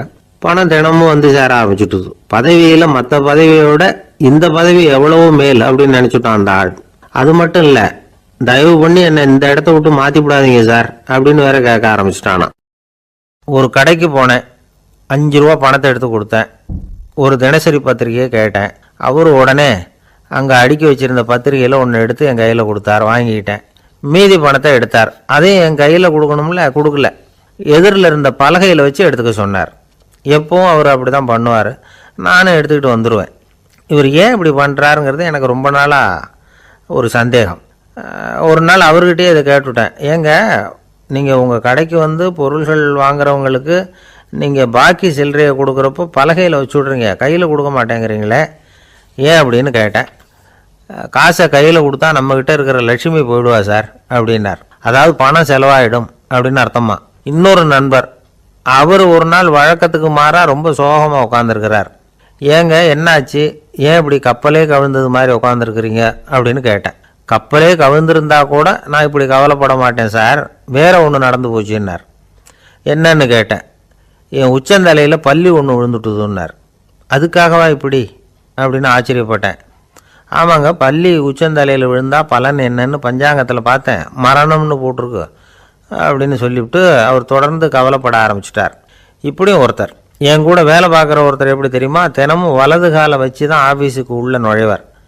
என்னைக்காவது தவறுதலாக இடது காலை வச்சு உள்ளே வந்துட்டார்னா அன்னைக்கு பூரா மனசு சங்கடப்படுவார். எந்த வேலையும் சரியாக ஓடாது. கேரம் போர்டு ஆடுற ஒருத்தர் எப்போ ஆட உட்காந்தாலும் ஸ்ட்ரைக்கரை கை தவறி கீழே விழுற மாதிரி பண்ணி அதுக்கப்புறம் அதை எடுத்துக்கிட்டு ஆட உட்காருவார். ஏன்னா எப்போவோ ஒரு தடவை நிஜமாகவே அது கை தவறி கீழே விழுந்திருக்குது. அன்னைக்கு பிரமாதமாக ஜெயிச்சுட்டார். உடனே ஒரு முடிவுக்கு வந்துட்டார், கை தவறுனா லாபம் அப்படின்னு. அதுக்கப்புறம் அதையே பழக்கமாக்கிக்கிட்டார். பூனை குறுக்க போனால் சகனம் சரியில்லைன்னு நினைக்கிறவங்க உண்டு.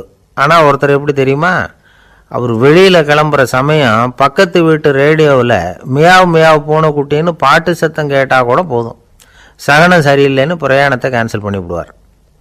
இப்போ இவ்வளவு எதுக்கு சொல்கிறோம்னா, அளவுக்கு மீறின சகுன நம்பிக்கைகள் இருக்குது பாருங்கள், இதோட பயமும் சேர்ந்துக்கிட்டதுன்னு வச்சுக்கோங்க, இது ஒருத்தருடைய மனநிலையை பாதிச்சிடும். இது உளவியல் நிபுணர்கள் சொல்கிற கருத்து. வாழ்க்கையே தடுமாற வச்சிரும். பாதுகாப்பு இல்லாத உணர்வு, ஒரு விதமான டிப்ரெஷன் மனநிலை, இதெல்லாம் தான் இதுக்கு காரணமாக அமையலாம். சில பேர் காய்கறி நறுக்க கத்தியை கையில் எடுத்தால் கூட நேரம் சரியாக இருக்கா அப்படின்னு பார்த்துட்டு தான் வேலையை ஆரம்பிக்கிறது வழக்கம். அறிவு தான் மனசுக்கு வாத்தியாராக இருக்கணும். அப்போ தான் வாழ்க்கை நிம்மதியாக இருக்கும். அறிவு மனசு சொல்கிறபடியெல்லாம் கேட்க ஆரம்பிச்சுட்டுதுன்னா இடைஞ்சல் தான். ஒருத்தருக்கு 7ஆம் நம்பர் தான் ராசியான நம்பரான். 7ஆம் தேதி தான் எந்த காரியத்தையும் ஆரம்பிப்பாராம். 7 எழுத்து வர்றது மாதிரி பேரை மாற்றி வச்சுக்கிட்டார். 7 மணிக்கு தான் தினமும் எழுந்திருப்பார். 7ஆம் நம்பர் வீட்டில் தான் குடியிருக்கார். கல்யாணம் கூட 7ஆம் தேதி தான் பண்ணிக்கிட்டார். அவர் ஒரு நாள் குதிரை பந்தயத்துக்கு போனாராம். குதிரையோட பேரையெல்லாம் பார்த்தார். ஒரு குதிரையோட பேர் 7 எழுத்தில் அமைஞ்சிருந்தது. 7 தானே இவருக்கு அதிர்ஷ்ட நம்பர். அதனால் உடனே அது பேரில் பணத்தை கட்டினார். பந்தயம் நடந்தது. என்ன சார் ஆச்சுன்னு கேட்டாங்க. நான் பணம் கட்டின அந்த என்னோட குதிரை 7ஆவதாக சேர்ந்தது சார் அப்படின்னாராம் சோகமாக. ஒரு விவசாயி விதைக்கிறதுக்காக வயல்வெளி பக்கம் போகிறார். விதைகளை அள்ளி வீசினார். அப்போ என்ன ஆச்சுன்னா, சில விதைகள் பாதை ஓரத்தில் விழுந்தது. சில விதைகள் முள் செடிகள் மண்டி இருந்த புதருக்கு இடையில் விழுந்தது. சில விதைகள் நல்ல நிலத்தில் விழுந்தது. பாதை ஓரத்தில் விழுந்த விதை என்ன ஆச்சுன்னா, அதெல்லாம் பறவைகள் கண்ணில் போட்டுவிட்டுது. உடனே உட்காந்து கொத்தி தின்னுட்டு போட்டுது. அதிகமாக மண் இல்லாத பாறை பகுதியில் விழுந்த விதையெல்லாம் லேசாக வேர் விட்டு முளைக்க ஆரம்பிச்சுது. அதுக்கப்புறம் வேர் கீழேயும் ஆழமாக போக முடியல, மேலேயும் சூரிய வெப்பம் அதிகம் தாங்க முடியல, எல்லாம் காஞ்சி கருகி போட்டுது. புதர் பகுதியில் சில விதைகள் விழுந்தது இல்லையா, முள் செடிகள் காடாக மண்டி போயிருந்தது. அதனால் முளைச்சி வர்ற செடிக்கு நெருக்கடி அதிகமாக போட்டுது. சரியாக வளர முடியல, விளைச்சலும் சரியாக இல்லை. நல்ல நிலத்தில் விழுந்த விதைகள் மட்டும் நல்லா முளைச்சிது, நல்லா வளர்ந்தது, விளைச்சலும் பிரமாதமாக இருந்தது. இந்த கதையை சொல்லிவிட்டு கேட்க செவியுள்ளோர் கேட்கட்டும் அப்படிங்கிறார் இயேசு பெருமான். ஆமாம், இயேசு கடலில் நின்ற படகு ஒன்றில் உட்காந்துருக்கிறார். கடற்கரையில் ஏராளமான மக்கள் உட்காந்துருக்கிறாங்க. அந்த சமயத்தில் தான் இயேசு ஓமைகள் மூலமாக மக்களுக்கு பல உண்மைகளை சொல்லிகிட்டு இருக்கிறார். மக்கள் அந்த கதையை கேட்டுட்டு ஒன்றும் புரியாமல் முழிக்கிறாங்க. அதை கவனித்த இயேசு அந்த ஓமையை விளக்க ஆரம்பித்தார். இதில் அந்த விதைக்கிறவர் தான் இறைவன். அவருடைய வார்த்தைகளை விதைக்கிறார். அந்த வார்த்தைகளை கேட்கிற மக்கள் அந்த விழுந்த விதைகள் மாதிரி 4 வகையானவர்கள். சில பேர் பாதை ஓரத்தில் விழுந்த விதைகள் மாதிரி. இறைவன் வார்த்தைகளை அவங்க கேட்குறாங்க. ஆனால் தீய எண்ணங்கள் செய்கைகள் மூலமாக விதைக்கப்பட்ட வார்த்தைகள் அழிஞ்சு போடுது. இறைவன் வார்த்தைகளை கேட்ட உடனே மகிழ்ந்து போய் உடனே சில பேர் அதை ஏற்றுக்கிறாங்க. இவங்கெல்லாம் அந்த பாறை பகுதியில் விழுந்த விதைகள் மாதிரி. அதனால் இவங்கெல்லாம் வேறு இல்லாதவங்க. கொஞ்ச காலத்துக்கு இறை வார்த்தைகளுக்கு கீழ்ப்படிந்து நடப்பாங்க. அதனால் ஏதாவது இடைஞ்சல் ஏற்பட்டால் உடனே தடுமாறுவாங்க. தங்கள்கிட்ட இருக்கிற நல்ல பண்புகளை விட்டுட்டு பாவ வழிகளுக்கு போயிடுவாங்க. முள் செடிகளுக்கு இடையில் விழுந்த விதைகள் மாதிரி உள்ளவங்க யாருன்னா, இவங்களுக்கு உலக கவலை உண்டு, செல்வத்தின் மீது மயக்கம் உடையவர்கள். உலக ஆசைகள் இவங்களுக்குள்ளே பூந்துடுறதுனால அங்கே இருக்கிற நல்ல பண்புகள் மறைஞ்சு போயிடுது. அதனால் அவங்களும் உபயோகம் இல்லாதவங்களாக ஆயிடுறாங்க. நல்ல மனிதர்கள் நல்ல நிலத்தில் விழுந்த விதைகளுக்கு ஒப்பானவர்கள். இவங்க இறை வார்த்தையை கேட்குறாங்க, அதை ஏற்றுக்கிறாங்க, அவங்களும் நல்லபடியாக வாழுறாங்க, அடுத்தவங்களுக்கும் உபயோகமாக இருப்பாங்க. இதுதான் இயேசு சொன்ன விளக்கம். நல்ல வார்த்தைகளை கேளுங்கள், நல்ல வார்த்தைகளை ஏற்றுக்கொள்ளுங்கள், அடுத்தவங்களுக்கு உபயோகமாக இருங்க. இதுதான் பெரியவங்கள்லாம் நமக்கு சொல்லுகிற உபதேசம். ஒரு அப்பா தன்னுடைய மகனுக்கு உபதேசம் பண்ணார். இதை பாருப்பா, நல்ல வார்த்தைகளை கேட்கணும், எப்போதுமே மகன் அப்பா பேச்சை கேட்கறது நல்லது அப்படின்னாராம். நீ ஏதாவது ஒரு தப்பு பண்ணால் என் தலையில் ஒரு முடி நரைச்சி வெள்ளையாக போடும்பா, நீ செய்கிற ஒவ்வொரு தப்புக்கும் என் தலையில் ஒவ்வொரு முடி வெள்ளையாயிடும் அப்படின்னாராம். பையன் யோசிச்சான், அப்பா இப்போ தான் எனக்கு புரியுது, தாத்தாவோட தலைமுடி பூராவும் வெள்ளையாக இருக்கிறதுக்கு என்ன காரணம்ங்கிறது எனக்கு இப்போ தான் புரியுது அப்படின்னானா. ஒரு ஊரில் ஒரு ராஜா இருந்தார். அவர் ஒரு பூனை வளர்த்தார். ரொம்ப செல்லமாக அவர் அந்த பூனையை வளர்த்தார். அவர் என்ன பண்ணுவார் தெரியுமா? இரவு நேரத்தில் அந்த பூனையோட தலையில் ஒரு விளக்க வச்சிருவார். அந்த பூனை ரொம்ப ஜாக்கிரதையாக அந்த விளக்கு கீழே விழுந்துடாமல் பார்த்துக்கும். தலையை ஆட்டாமல் ரொம்ப நிதானமாக ராஜா பின்னாடி நடந்து போய்கிட்டே இருக்கும். அந்த விளக்கு வெளிச்சத்தில் எல்லா வேலைகளையும் செஞ்சிருவார். கையில் ஒரு விளக்கை தனியாக எடுத்துகிட்டு போக வேண்டிய அவசியமே இல்லை. விளக்கை தூக்கிட்டு போகிற வேலையை அந்த பூனை பார்த்துக்கும். அதனால் ராஜாவுக்கு அந்த பூனை மேலே ரொம்ப பிரியம். மந்திரிகளையெல்லாம் கூப்பிட்டு அவங்ககிட்ட சொல்லுவார், பார்த்தீங்களா இந்த பூனை எவ்வளவு விசுவாசமாக நடக்குது, என் பேரில் எவ்வளவு மரியாதை பார்த்தீங்களா அதுக்கு அப்படிம்பார். இதை கேட்டுவிட்டு அங்கிருந்த அமைச்சர்களில் ஒருத்தர் சொன்னார், மன்னா நீங்கள் சொல்கிறது சரிதான், இருந்தாலும் இந்த பூனையோட விசுவாசத்தை நாம் கொஞ்சம் சோதித்து பார்க்க வேண்டியிருக்கு அப்படின்னாராம். சரி, உங்கள் ஆசையை ஏன் கெடுக்கணும், நல்லா சோதிச்சு பாருங்க அப்படின்னு சொல்லிவிட்டார் ராஜா. உடனே அந்த அமைச்சர் என்ன பண்ணார் தெரியுமா? எங்கேயோ புறப்பட்டு போனார். ஒரு 5-6 எலிகளை பிடிச்சிட்டு வந்தார்.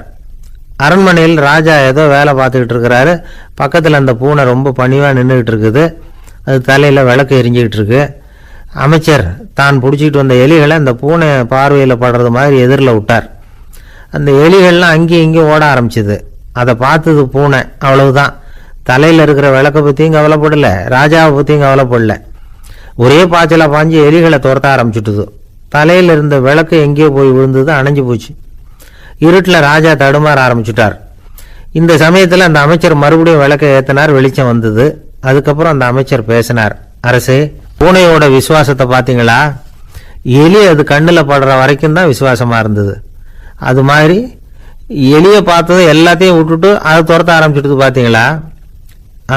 தான் அந்த பூனையை பற்றி நினைச்சது தப்புங்கிறது அதுக்கப்புறம் தான் அந்த ராஜாவுக்கு புரிஞ்சுதான்.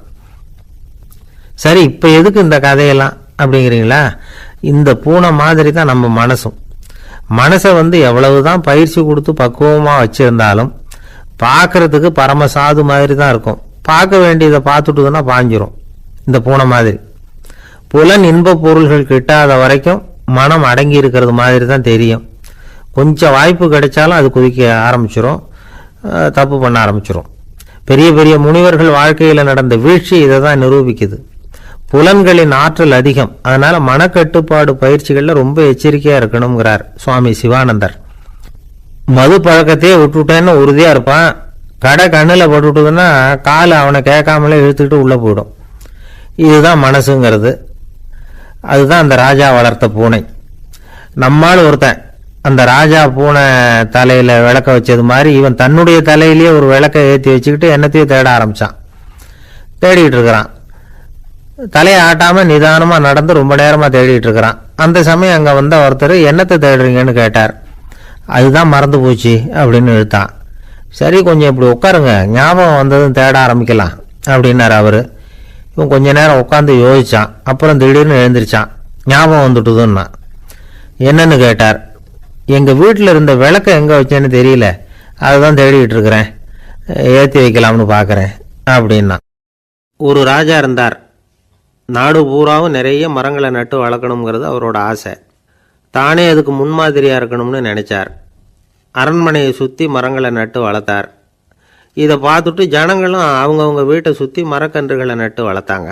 கொஞ்ச காலத்தில் ஊர் பூரா பசுமையாக மாறிச்சு. எல்லாருக்கும் சந்தோஷமாக இருந்தது. இது ஒரு பக்கம் இருக்கட்டும். இப்போ நான் சொல்ல போகிற கதை வேறு. அதாவது அந்த ராஜா ஒரு நாள் தன்னுடைய அரண்மனையை சுற்றி இருக்கிற விதவிதமான மரங்களை எல்லாம் போய் பார்த்தார். எப்படி இருக்கிறீங்க அப்படின்னு ஒவ்வொரு மரத்துக்கிட்டையும் விசாரிச்சாராம். எந்த மரமும் சந்தோஷமாக இருக்கிறதா தெரியல. அதுக்கும் மனசில் ஒரு குறை. முதல்ல ஆலமரத்துக்கிட்ட போனார். அது சொல்லிச்சு, மண்ணா, நான் நல்லா பெருசாக வளர்ந்துருக்கிறேன், அடர்த்தியாக இருக்கிறேன், கிளையெல்லாம் 4 பக்கமும் நல்லா படர்ந்து தான் இருக்குது, இருந்தாலும் எந்த பிரயோஜனமும் இருக்கிறதா தெரியல எனக்கு. என்னுடைய பழம்லாம் ரொம்ப சின்னதாக இருக்குது, என் கண்ணுக்கு சரியாக புறப்பட மாட்டேங்குது. நான் இருக்கிற சைஸுக்கு என்னுடைய கிளையில் இருக்கிற பழம்லாம் எவ்வளோ பெருசாக இருக்கணும். அது இத்தினூண்டு இருக்கிறது எனக்கு பெரிய அவமானமாக இருக்குது. இப்படி இங்கே நின்றுக்கிட்டு இருக்கிறதே ரொம்ப கூச்சமாக இருக்குது. ஒரு நல்ல புயல் வந்ததுன்னா பேசாமல் சாஞ்சு விடலாமான்னு பார்க்குறேன் அப்படின்னு புலம்புது ஆலமரம். சரி இருக்கட்டும்னு நினச்சிக்கிட்டு ராஜா அடுத்தபடியாக ஒரு அத்தி மரத்துக்கிட்ட போனார். அதுவும் புலம்ப ஆரம்பிச்சுட்டுது. நான் கூட பெரிய மரம் தான், இல்லை இலையெல்லாம் அழகாக தான் இருக்குது, பழம் அழகாக இருக்குது, இருந்தாலும் உள்ள விஷயம் இல்லையே, அத்தி பழத்தை புட்டு பார்த்தா அத்தனையும் சொத்தை அப்படின்னு பழமொழியே உண்டாயிட்டுதே. இப்படி ஒரு கெட்ட பேரோடு நான் இருக்கணுமா அப்படின்னு புலம்புது அது. சரி இது இருக்கட்டும் அப்படின்னு சொல்லி அடுத்தபடியாக வேப்ப மரத்துக்கிட்ட போனார். அது தன்னுடைய வேதனையை வெளியிட்டது. எனக்கு எவ்வளவோ மருத்துவ குணங்கள்லாம் இருக்கிறதா சொல்லிக்கிறாங்க, இருந்தாலும் என்ன பிரயோஜனம், என்னுடைய பழத்தை மனிதர்கள் யாரும் விரும்பி சாப்பிட்றது இல்லையே அப்படின்னுது. ராஜா அடுத்தாப்புல இருந்து ஒரு பனை மரத்துக்கிட்ட போனார். நான் நல்லா உயரமாக தான் வளர்ந்துருக்கிறேன், மற்ற மரங்கள்லாம் என்னை அண்ணாந்து தான் பார்க்கணும், இருந்தாலும் என்கிட்ட நிழலுக்காக யாரும் ஒதுங்கிறது இல்லையே அப்படின்னுது. என்ன இது எல்லா மரமும் இப்படி திருப்தி இல்லாமல் இருந்துக்கிட்டு இருக்குதே அப்படின்னு நினச்சிக்கிட்டே ராஜா அடுத்தபடியாக அங்கே இருந்த ஒரு பைன் மரத்துக்கிட்ட போனார். அழகாக உயரமாக பசுமையாக தான் இருந்தது, ஆனால் பழமோ பூவோ கிடையாது. அதை நினச்சி அது வருத்தப்பட்டுக்கிட்டு இருக்குது. ஓக் மரம் அது ஒன்று நின்றுட்டு இருந்தது. அது என்ன சொல்லிச்சுன்னா, இலை உதிர் காலத்தில் என் மேலே இருக்கிற எல்லா இலைகளும் உதிர்ந்து போடுது, முடி கொட்டின மனிதர்கள் மாதிரி மொட்டையாக நான் நிற்க வேண்டியிருக்குது, என்ன வாழ்க்கை இது அப்படின்னு சொல்லி அழுத்துக்கிட்டது. சரி புளிய மரம் என்ன சொல்லுது பார்ப்போம்னு அதுக்கிட்ட போனால், என்னுடைய நிழலில் யாருமே தங்க மாட்டாங்க, உடம்புக்கு சூடுன்னு ஒதுங்கி போயிடுவாங்க, அடிமரத்தை பார்த்தீங்கன்னா பட்டையெல்லாம் உறிஞ்சி பார்க்குறதுக்கே கேவலமாக இருப்பேன் அப்படின்னுது அது. முருங்கை மரம் என்ன சொல்லிச்சு தெரியுமா, என்னுடைய இலை காயெல்லாம் சாப்பிட்றவங்களுக்கு சத்து கொடுக்கறது வாசவம்தான், ஆனால் என் உடம்புல சத்தே கிடையாது, கொஞ்சம் வேகமாக காற்று அடிச்சதுன்னா முறிஞ்சி விழுந்துடுறேன், என்ன வாழ்க்கை இது அப்படின்னு சொல்லி அது வருத்தப்பட்டது.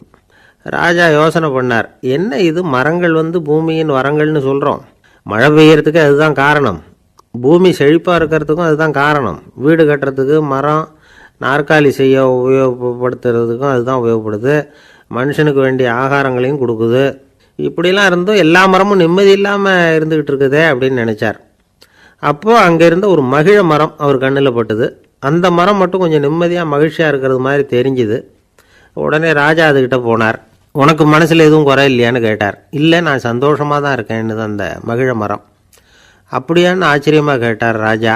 ஆமாம் மன்னா, இந்த இடத்துல நீங்கள் ஒரு முருங்கை மரத்தையோ வேப்ப மரத்தையோ கூட நட்டிருக்கலாம், ஆனால் இந்த இடத்துல நடுறதுக்கு என்ன தேர்ந்தெடுத்துருக்குறீங்க, அதுவே எனக்கு பெருமை, அதுவே எனக்கு திருப்தி அப்படின்னு தான் மகிழ மரம். மகிழ மரம் சாதாரணமாக தான் இருக்கும், இளம் மஞ்சள் நிறத்தில் பூக்கள், அது காய்ந்தும் மனம் வீசும். மகிழ மரம் மாதிரி மன திருப்தியோடு வாழறதுக்கு நாம் கற்றுக்கணுமா.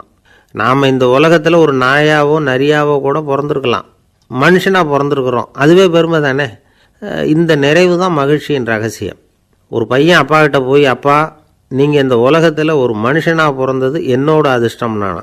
ஏண்டா அப்படி சொல்கிறேன்னு இருக்கார் அப்பா. நீங்கள் ஒரு கரடியாக பிறந்திருந்தா இந்நேரம் நானும் ஒரு கரடி குட்டியாக தானே இருந்திருப்பேன் அப்படின்னு நானா பையன். இந்த உலகத்தில் நாம் நல்லபடியாக இருக்கணும்னா அதுக்கு முக்கியமாக தேவைப்படுறது ரெண்டு, ஒன்று செல்வம், இன்னொன்று அறிவு. சரி இது ரெண்டில் சிறந்தது எது அப்படின்னு ஒரு கேள்வி கேட்டால் என்ன பதில் சொல்கிறது? இதே கேள்வியை ஹஸ்ரத் அலி அவர்கள்கிட்ட கேட்டாங்களாம். அவர் ஒரு பெரிய அறிஞர். கேள்வி கேட்டவங்களும் சாதாரண ஆட்கள் இல்லை, இவங்களும் அறிஞர்கள். ஒரு நாள் ஹஸ்ரத் அலி அவர்கள்கிட்ட 10 அறிஞர்கள் வந்தாங்களாம். ஐயா நாங்கள் 10 பேரும் உங்ககிட்ட ஒரே கேள்வியை தான் கேட்க வந்திருக்கிறோம், ஆனால் எங்கள் 10 பேருக்கும் நீங்கள் தனித்தனியாக பதில் சொல்ல முடியுமா அப்படின்னு கேட்டிருக்காங்க. அதாவது அவங்க ஒரே கேள்விக்கு இவர்கிட்ட இருந்து 10 விதமான பதில் எதிர்பார்க்குறாங்க. சரி கேளுங்க என்ன கேள்வி அப்படின்னார் அவர். அப்போ தான் அவங்க கேட்டாங்களாம், செல்வம் அறிவு இது ரெண்டில் சிறந்தது எது, இதுதான் கேள்வி. ஹஸ்ரத் அலி என்ன பண்ணார் தெரியுமா, அவங்கள ஒவ்வொருத்தராக கூப்பிட்டார், ஒவ்வொரு விதமான பதிலை சொல்லி அனுப்புனார். முதல்ல ஒருத்தரை கூப்பிட்டார், சொன்னார் அறிவுங்கிறது தீர்க்கதரிசிகள் ஞானிகள் மகான்கள் இவங்களோட பரம்பரை சொத்து, ஆனால் செல்வம்ங்கிறது கொடுங்கோலரின் ஆயுதம், அதனால் அறிவு தான் சிறந்தது அப்படின்னார். ரெண்டாவது ஆளை கூப்பிட்டார், உங்ககிட்ட செல்வம் இருந்தால் நீங்கள் தான் அதை காப்பாற்றணும், ஆனால் அறிவு உங்களை எப்பவும் காப்பாற்றும், ஆகவே அறிவு தான் சிறந்தது அப்படின்னார். மூணாவது ஆளை கூப்பிட்டார், செல்வந்தனுக்கு எப்போதும் விரோதிகள் அதிகம், ஆனால் அறிஞனுக்கு நண்பர்கள் அதிகம், அதனால் அறிவு தான் சிறந்ததுன்னார். அடுத்தவரை கூப்பிட்டார். செல்வம் அடுத்தவங்களுக்கு கொடுக்க கொடுக்க குறையும், ஆனால் கல்விங்கிறது அதிகரிச்சுக்கிட்டே வரும், கொடுக்கறதுனால குறையாது, அதனால் அறிவு தான் சிறந்ததுன்னார். இன்னொருத்தரை கூப்பிட்டார். அறிவு உள்ளவன் எப்பவும் அதை அடுத்தவங்களுக்கு வாரி வழங்கிக்கிட்டே இருப்பான், அதனால் அவங்ககிட்ட தாராளத்தன்மை இருக்கும், ஆனால் செல்வந்தன்கிட்ட கஞ்சத்தனம் தான் இருக்கும், அதனால் அறிவு தான் சிறந்ததுன்னார். ஆறாவது நபரை கூப்பிட்டார். செல்வத்தை கள்வர்கள் திருடிட்டு போக முடியும், ஆனால் அறிவை அப்படி திருடிட்டு போக முடியாது அப்படின்னார். ஏழாவது நபரை கூப்பிட்டார். செல்வம் கால ஓட்டத்தில் அழிஞ்சிரும், ஆனால் அறிவை கால ஓட்டம் ஒன்றும் பண்ண முடியாது, ஆகவே அறிவே சிறந்ததுன்னார். எட்டாவது ஆளை கூப்பிட்டு சொன்னார். செல்வத்துக்கு எப்பவும் எல்லை உண்டு, நிறை உண்டு, அளவு உண்டு, கணக்கு உண்டு, ஆனால் அறிவுக்கு அப்படிப்பட்ட எல்லை எதுவும் கிடையாது, அதனால் அதுதான் சிறந்ததுன்னார். அடுத்தவனை கூப்பிட்டார். செல்வம் உள்ளத்தில் உள்ள ஒளியை போக்கிவிடும், இருட்டை உண்டாக்கிவிடும், விருந்த மனப்பான்மையை குறுகலாக்கிவிடும், ஆனால் அறிவு அப்படி இல்லை, இருண்ட உள்ளத்தில் ஒளியை பாய்ச்சி அதை விசாலப்படுத்துது, அதுதான் சிறந்ததுன்னார். கடைசியாக 10வது நபரை கூப்பிட்டார். செல்வம் மனசில் செருக்கை உண்டாக்குது, ஆணவத்தை ஏற்படுத்துது, அதனால் நானே கடவுள்னு நினைக்கிற அளவுக்கு மனுஷனை தாழ்த்தி விடுது, ஆனால் அறிவு பணிவையும் பண்பாட்டையும் வளர்க்குது, அதனால் அறிவு தான் சிறந்ததுன்னார். ஆக இப்படி 10 பேருக்கும் 10 விதமாக பதில் சொன்னது மூலமாக ஹஸ்ரத் அலி அவர்கள் அறிவு தான் செல்வத்தை விட சிறந்தது அப்படிங்கிறதுக்கு 10 காரணங்களை சுட்டி காட்டியிருக்கார். அந்த அறிஞர் 10 பேர் கேட்ட ஒரே கேள்விக்கு 10 பதில் சொன்னார். நமக்கு வேண்டிய ஒருத்தர் 10 பேர் கேட்ட கேள்விக்கு ஒரே பதில் சொல்லி சமாளித்தார். கேள்வி என்ன தெரியுமா? என்கிட்ட வாங்கின கடனை எப்போயா திருப்பி கொடுக்க போகிற? இதுதான் அந்த 10 பேரும் கேட்ட ஒரே கேள்வி. இந்த மாதம் 26ஆம் தேதி தந்துடுறேன் அப்படிங்கிற ஒரே பதில் சொல்லி அவ்வளவு பேரையும் இவர் அனுப்பி வச்சுட்டாராம். எல்லாரும் போனதுக்கப்புறம் இவரை தனியாக கூப்பிட்டு கேட்டிருக்கிறாங்க. அது என்ன சார் கணக்கு, 26ஆம் தேதி அன்னைக்கு என்ன அதிசயம் நடக்க போகுது அப்படின்னு கேட்டிருக்காங்க. அதிசயம் அன்னைக்கு இல்லை, அதுக்கு முத நாளே நடக்க போகுதுன்னாராம். விவரமாக சொல்லுங்கன்னு இருக்காங்க. வேறு ஒன்றும் இல்லைங்க, 26ஆம் தேதி தானே எல்லாரையும் வர சொல்லியிருக்கிறேன், அதுக்கு முத நாளே நான் புறப்பட்டு தலைமறைவாயிட போகிறேன் அப்படின்னாராம் ரொம்ப பெருமையாக. துருக்மேனியாவில் அஷ்காபாத் அப்படின்னு ஒரு நகரத்தில் ஒரு புவியியல் விஞ்ஞானி இருந்தார். அவர் ஒரு நாய்க்குட்டி வளர்த்தார். ஒரு நாள் முன்னிரவு நேரம் ஒரு மேஜைக்கு முன்னாடி உட்காந்து அந்த விஞ்ஞானி ஏதோ கணக்கு போட்டுக்கிட்டு இருக்கிறார். அவருக்கு ஒரு சின்ன பெண் குழந்தை, அது தொட்டிலில் தூங்கிட்டு இருக்குது. அந்த நாய்க்குட்டியும் ஒரு மூலையில் படுத்து அது பாட்டுக்கு தூங்கிட்டு இருந்தது. ஒரே அமைதி. அந்த நேரத்தில் திடீர்னு அந்த நாய்க்குட்டி துள்ளி எழுந்திரிச்சிது, நேராக குழந்தைகிட்ட ஓடிச்சு. அந்த குழந்தைய அது போட்டிருந்த ட்ரெஸ்ஸோடு சேர்த்து கவ்வி தூக்குச்சு, தூக்கிக்கிட்டு வாசல் பக்கம் ஓடிச்சு. நாய்க்குட்டி குழந்தைய கவ்வி தூக்க முடியுமாங்கிற சந்தேகம் உங்களுக்கு இல்லையா? நீங்கள் நம்ம ஊர் நாய்க்குட்டியவே பார்த்து பழக்கப்பட்டிருக்கீங்க, அதனால் நம்புறதுக்கு சிரமமாக இருக்கும். அந்த ஊர்லெலாம் அது ரொம்ப ஸ்ட்ராங்காக இருக்கும், ஒரு ஏதோ கண்ணுக்குட்டி மாதிரி இருக்கும். விஞ்ஞானி அதை பார்த்துட்டார். உடனே அந்த நாய்க்கு வெறி பிடிச்சிட்டுதுன்னு முடிவு பண்ணிவிட்டு தன்னோட கை துப்பாக்கியை எடுத்துக்கிட்டு ஓடி வந்தார். அவர் வெளியில் நாய்க்குட்டி எங்கே அப்படின்னு பார்த்து தேடுறார். அந்த நேரத்தில் அந்த வீடு இடிஞ்சு விழுது. காரணம் பூமி அதிர்ச்சி. இப்படி பூமி அதிர்ச்சி உண்டாக போகுதுங்கிறது அந்த நாய்க்குட்டிக்கு முன்னாடியே தெரிஞ்சு போச்சு. அதுதான் குழந்தைய தூக்கிட்டு வெளியில் ஓடி வந்திருக்குது. அது மூலமாக அந்த குடும்பத்தையே காப்பாற்றிருக்குது அந்த நாய்க்குட்டி. இந்த சம்பவம் நடக்கிறதுக்கு 3 நாளைக்கு முன்னாடியே சில பிராணிகளுக்கு இப்படி நடக்க போகுதுங்கிறது தெரிஞ்சிருக்குதான். ஆமாம், அந்த நகரத்தில் 3 நாளைக்கு முன்னாடியே பாம்பு, பல்லி இதெல்லாம் அது தங்கியிருந்த வலையை விட்டு வெளியில் ஓடி வந்துட்டுது. அதே மாதிரி அங்கே இருந்த புறாவெல்லாம் பறந்து போயிடுச்சான். இதே மாதிரி யுகோஸ்லோவியாவில் கூட ஒரு நகரம், அங்கே ஒரு நாள் ராத்திரி ஒரு மிருக காட்சி சாலையில் திடீர்னு ஒரு பெரிய கலவரம், கூச்சல், குழப்பம். அங்கே இருந்த கழுதை, புலி, யானை, பறவை எல்லாம் கண்ணாபின்னான்னு கத்த ஆரம்பிச்சுட்டுது. நீர் யானை அதுக்குன்னு போடப்பட்டிருந்த தடுப்பையே தாண்டி குதித்து வெளியில் வந்துட்டு தான். மறுநாள் தான் எல்லாருக்கும் விஷயம் புரிஞ்சுது. அடுத்த நாள் காலையில் அங்கே பூமி அதிர்ச்சி உண்டாயிட்டுது. இப்போ பாருங்கள், அதாவது மனுஷனை போய் தீர்க்க தரிசி அது இதுன்னு சொல்லிகிட்டு இருக்கிறோம், இவனை விட அது பரவாயில்லைன்னு தோணுது. அதாவது மிருகங்கள் ஒன்று நடக்க போகுதுங்கிறத முன்னாடியே புரிஞ்சுக்குதே. சரி, இதெல்லாம் எப்படி அது முன்கூட்டி புரிஞ்சுக்குது? அதுதான் படைப்பு ரகசியம். அதை கண்டுபிடிக்கிறதுக்கு தான் மனுஷன் ஆராய்ச்சி பண்ணிகிட்டு இருக்கிறான். விஞ்ஞானிகளோட ஆராய்ச்சியெல்லாம் ஒரு பக்கம் இருக்கட்டும், வீட்டுக்குள்ளேயே சில ஆராய்ச்சி பண்ணி பாருங்களேன். இப்போ சில யோசனை சொல்லி அதை சோதனை பண்ணி பாருங்க அப்படின்னு ஒருத்தர் சொன்னாராம். அதாவது இப்போ மழை வருமா வராதா அப்படின்னு தெரிஞ்சுக்கணுமா, உடனே ஒரு பூனைக்குட்டி பின்னாடியே மெதுவாக போய் அது என்ன செய்யுதுன்னு கவனித்து பார்க்கணும். பூனைக்குட்டி தன்னோட பாதத்தினால சுகத்தில் வந்து அப்படி கீறிக்கிட்டு இருக்கும். அப்படி கீறினா கண்டிப்பாக மழை வரும். சில சமயம் பூனைக்குட்டி அப்படி மல்லாந்து படுத்துக்கிட்டு பாதத்தை உயர தூக்கும், அப்படியும் இப்படியும் புரளும். இப்படி செஞ்சதுன்னா அன்னைக்கும் மழை இருக்காது. அதனால் முன்னாடி இருந்தது மழை வர்றதுக்கு அறிகுறி, இது மழை இல்லைங்கிறதுக்கு அறிகுறி. பறவைகள் பிராணிகள் இதுகளோட நடவடிக்கைகளை பார்த்துட்டு அதையெல்லாம் அடிப்படையாக வச்சு தான் காலநிலையை கண்டுபிடிக்கிற கருவிகளை கண்டுபிடிச்சிருக்கிறாங்க. வாத்து இருக்குல்ல, சில சமயம் தன்னோட அழகை தன்னோட இறகுகளில் அப்படியே புதைச்சிக்கும். அப்படி செஞ்சால் குளிர்காலம் வரப்போகுதுன்னு அர்த்தம். பருவநிலை குளிராக மாறப்போகுதுங்கிறதுக்கு இதுதான் அறிகுறி. சிட்டுக்குருவி இருக்குதுல்ல, அதெல்லாம் புழுதியில் உழுந்து புரளும், சிறகுகளை வந்து படபடன்னு அடிச்சுக்கும். அப்படி செஞ்சால் மழை வரப்போகுதுன்னு அர்த்தம். ஒன்று மட்டும் நாம் நல்லா தெரிஞ்சுக்கணும், இயற்கையின் சீற்றம்னு சொல்கிறோம் இல்லையா, இயற்கை ஏன் நம்ம மேலே கோவப்படுது? இயற்கையை நாம் அனுசரித்து போகிறதில்ல, அதனால் கோவப்படுது. காடுகளை அழிக்கப்படாது, விலங்குகளை கொல்லக்கூடாது, இயற்கை ஏற்படுத்தி வச்சிருக்கிற சமநிலையை கெடுக்கக்கூடாது. அதை புரிஞ்சுக்கிட்டு வாழ்ந்தோம்னா பூமியும் நடுங்காது, நாமளும் நடுங்க வேண்டிய அவசியம் இருக்காது. ஒருத்தர் இருந்தார், சாராய கடைக்கு போனாராம், நிறைய சாப்பிட்டார். அப்புறம் சொன்னார், இது ரொம்ப அற்புதமான சரக்கு போல் இருக்குது, உள்ளே போன உடனே இந்த பூமியே நடுங்கிறது மாதிரி இருக்குது எனக்கு அப்படின்னாராம். இதுக்கு கடைக்காரர் சொல்லியிருக்கார், நீங்கள் சாப்பிட்டது வெறும் பச்சை தண்ணி தாங்க, இப்போ ஏற்பட்டிருக்கிறது நிஜம் பூமி அதிர்ச்சி அப்படின்னாராம். ஒரு ஊரில் ஒரு ராஜா இருந்தார். அந்த ராஜாவுக்கு ஒரு மந்திரி. ராஜா ரொம்ப நியாயமானவர், நேர்மையானவர், கண்டிப்பானவர். தப்பு செய்கிறது யாராக இருந்தாலும் தண்டனை கொடுப்பார். வேண்டியவங்களுக்கு ஒரு நியாயம், வேண்டாதவங்களுக்கு ஒரு நியாயங்கிறதெல்லாம் அவர்கிட்ட கிடையாது. ஒரு சமயம் அரசவையில் அந்த அமைச்சரே வந்து விதிமுறைகளுக்கு புறம்பா ஏதோ நடந்துக்கிட்டு இருக்கார். மன்னருக்கு கோபம் வந்துட்டுது. உடனே அந்த அமைச்சரை கிட்டத்தில் கூப்பிட்டு அவர் கன்னத்தில் ஓங்கி ஒரு அறை கொடுத்துட்டாராம். உடனே அந்த அமைச்சர் என்ன பண்ணார் தெரியுமா, நேராக போனார், அங்கே நின்றுக்கிட்டு இருந்த இன்னொருத்தர் கன்னத்தில் ஓங்கி அரைஞ்சார். அறை வாங்கினவர் திகைச்சு போயிட்டார். இவர் ஏன் நம்மளை வந்து அரைகிறார் அப்படின்னு யோசனை பண்ணார். மன்னரும் திகைச்சு போயிட்டார். நாம் இவர் அரைஞ்சா அதுக்காக இவர் போய் இன்னொருத்தர் அரையணுமா அப்படின்னு யோசனை பண்ணார்.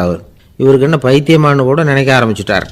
ஆனால் என்ன ஆச்சுன்னா, அப்புறம் அமைச்சர் அவர் கவனிச்சிக்கிட்டு இருந்தாரா, அவர் இன்னொருத்தர் அரைஞ்சார் இல்லையா, அந்த அறை வாங்கின ஆசாமியை பார்த்து கத்திக்கிட்டு இருந்தார்.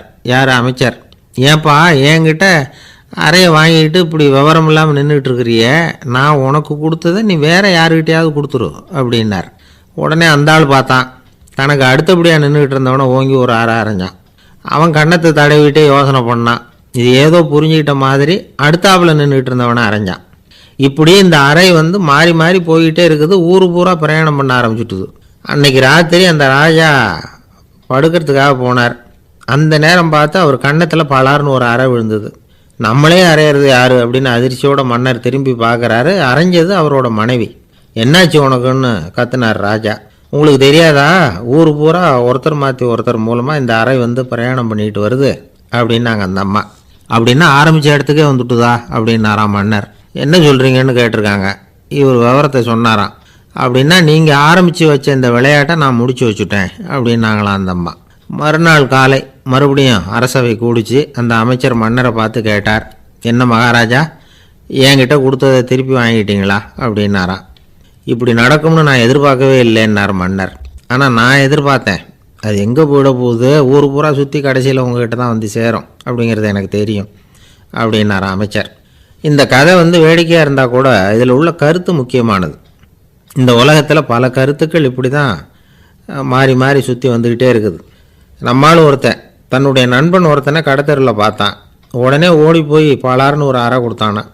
அவன் கண்ணத்தை தடவிட்டு ஏன்டா என்ன அரைஞ்சேன்னு கேட்டிருக்கான். நீ ஏன்டா என்னை முட்டாள்னு என் மனைவிட்ட போய் சொன்னேன் அப்படின்ட்டுருக்கான் அவன். உன்னை ஒரு முட்டாள்னு சொன்னதுக்காகவா நீ என்ன அரைஞ்ச அப்படின்னு கேட்டிருக்கான் இவன். டேய், நான் அதுக்காக அறையலப்பா, அது ஒரு பெரிய ரகசியம், நான் முட்டாளுங்கிறது. அந்த ரகசியத்தை நீ வந்து ஏன் எங்கள் வீட்டில் போய் சொன்னேன், அதுக்காக தான் அரைஞ்சேன் அப்படின்னு நான் அவன். பக்தின்னு சொல்கிறோம் இல்லையா, அது வந்து 3 வகைப்படும் அப்படிங்கிறார் ஒரு பெரியவர். அது என்ன 3 வகைன்னா, தெய்வ பக்தி, அடியார்கள் பக்தி, குரு பக்தி. அடியார் பக்தியை விட தெய்வ பக்தியை விட குரு பக்தி தான் ரொம்பவும் சிறந்ததுங்கிறார் அவர்.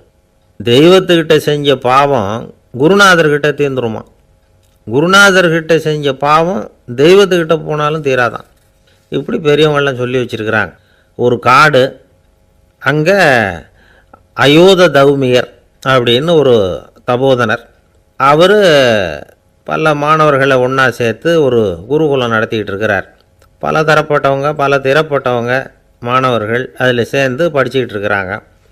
பாஞ்சால ராஜகுமாரன் ஒருத்தனும் அந்த குருகுலத்தில் சேர்ந்து படிச்சுக்கிட்டு இருக்கிறான். அவன் பேர் ஆருணி. பெரிய இடத்து புள்ள, இருந்தாலும் படுப்பில் ரொம்ப கெட்டிக்காரனாக இருந்தான். அவன் தான் அங்கே முதல் மாணவன். ஒரு நாள் குருநாதர் அந்த அரசகுமாரனை கூப்பிட்டார். நம்ம குருகுலத்துக்கு சொந்தமான வயலில் தண்ணீர் பெருகி வெள்ளம் வந்து பயிரை வந்து அழிக்குதான், அதனால் நீ போய் மடையை அடைச்சிட்டு வந்துடும் அப்படின்னார். அந்த அரசகுமாரன் உடனே புறப்பட்டான். குருநாதர் சொல்லிட்டார்ல, உடனே புறப்பட்டான். நான் பெரிய இடத்து பிள்ளையாச்சே, ராஜகுமாரனாச்சே, ரொம்ப செல்வாக்கூட வளர்ந்தவனாச்சே, நான் போய் வயலில் இறங்கி வேலை செய்கிறதா அப்படின்னுலாம் அவன் நினைக்கல. குருநாதர் கட்டளையை நிறைவேற்ற வேண்டியது நம்ம கடமை அப்படின்னு நினச்சான். உடனே ஒரு மண்வெட்டியை தூக்கி தோளில் வச்சுக்கிட்டு புறப்பட்டு போயிட்டான். வயலுக்கு போனான். பார்த்தான், தண்ணி கரையை உடச்சிக்கிட்டு வயலுக்குள்ளே ஏகமாக பாஞ்சிக்கிட்டு இருக்குது. இவன் மண்வெட்டியால் களிமண்ணை புல்லோடு சேர்த்து புல் பற்ற மாதிரி வெட்டி வெட்டி போட்டான். இருந்தாலும் மடையை அடைக்க முடியல. தண்ணி அதை மீறி வந்துக்கிட்டே இருக்குது. தண்ணி வந்து வேகமாக வயலுக்குள்ளே போய்கிட்டே இருக்குது. போடுற பத்தையெல்லாம் கரைஞ்சி கரைஞ்சி போயிட்டுருக்கு. இருந்தாலும் இவன் தன்னுடைய முயற்சியை கைவிடலை. வெட்டி வெட்டி போட்டுக்கிட்டே இருக்கிறான். காலையில் அங்கே போனவன் சாயந்தரம் வரைக்கும் இப்படி செஞ்சுக்கிட்டு இருக்கிறான். உடம்பும் மனசும் ரொம்பவும் சோர்ந்து போச்சு. இருந்தாலும் குருநாதர் இட்ட கட்டளையை நிறைவேற்றாமல் இருக்கிறோமேங்கிற ஒரு குறை அவனுக்கு இருக்குது. குரு கட்டளையை நிறைவேற்றாத நான் வந்து இன்னமும் இருக்கணுமா அப்படின்னு யோசனை பண்ண ஆரம்பிச்சிட்டான். என்ன செய்யலாம்னு பார்த்தான். நம்ம குருநாதர் இட்ட பணிக்காக இந்த உடம்பையே தியாகம் பண்ணலாம் அப்படின்னு முடிவு பண்ணான். தண்ணி பாயுதில் அதுக்கு குறுக்க விழுந்து அப்படியே மடையை அடைச்சிக்கிட்டு அப்படியே படுத்துட்டான். இது மற்றவங்களுக்கு தெரியாது. அன்னைக்கு ராத்திரி ஒரு விளக்கு முன்னாடி உட்காந்து குருநாதர் பிள்ளைங்களுக்கு பாடம் சொல்லி கொடுத்துக்கிட்டு இருக்கிறார். முதல் வரிசையில் இருக்கக்கூடிய ராஜகுமாரனை காணலை. நம்ம ஆருணி எங்கே போனா அப்படின்னு சொல்லி மற்ற மாணவர்களை விசாரித்தார். இப்போ அவங்க சொன்னாங்க, சுவாமி அவன் காலையில் வயலுக்கு வந்து மடையை அடைக்கிறதுக்காக போனான், நீங்கள் தான் போக சொன்னீங்க, இன்னும் திரும்பி வரல அப்படின்னு அவர் பையன். குருநாதர் உடனே ஒரு தீவெட்டி எடுத்துக்கிட்டு மாணவர்களை அழைச்சிக்கிட்டு வயலுக்கு போனார். அங்கே போய் பார்த்தா ஆளை காணும். ஆருணி ஆருணின்னு சொல்லி சத்தம் போட்டு கூப்பிட்டு பார்க்குறார். நான் இங்கே இருக்கேன் குருநாதா அப்படின்னு காலுக்கு அடியிலேருந்து ஒரு சத்தம் வருது. குனிஞ்சு பார்த்தா அவன் மடையில் படுத்துருக்குறான். என்னப்பா இதுன்னார். காலையிலேருந்து இந்த மடையை அடைச்சி பார்த்தேன் சுவாமி, முடியல, அதனால் இப்படி குறுக்க படுத்துட்டேன். என்னை தாண்டறதுக்கு பயந்து போய் தண்ணியை தேங்கி நின்றுட்டுது அப்படின்னா. அவனுடைய குரு பக்தியையும்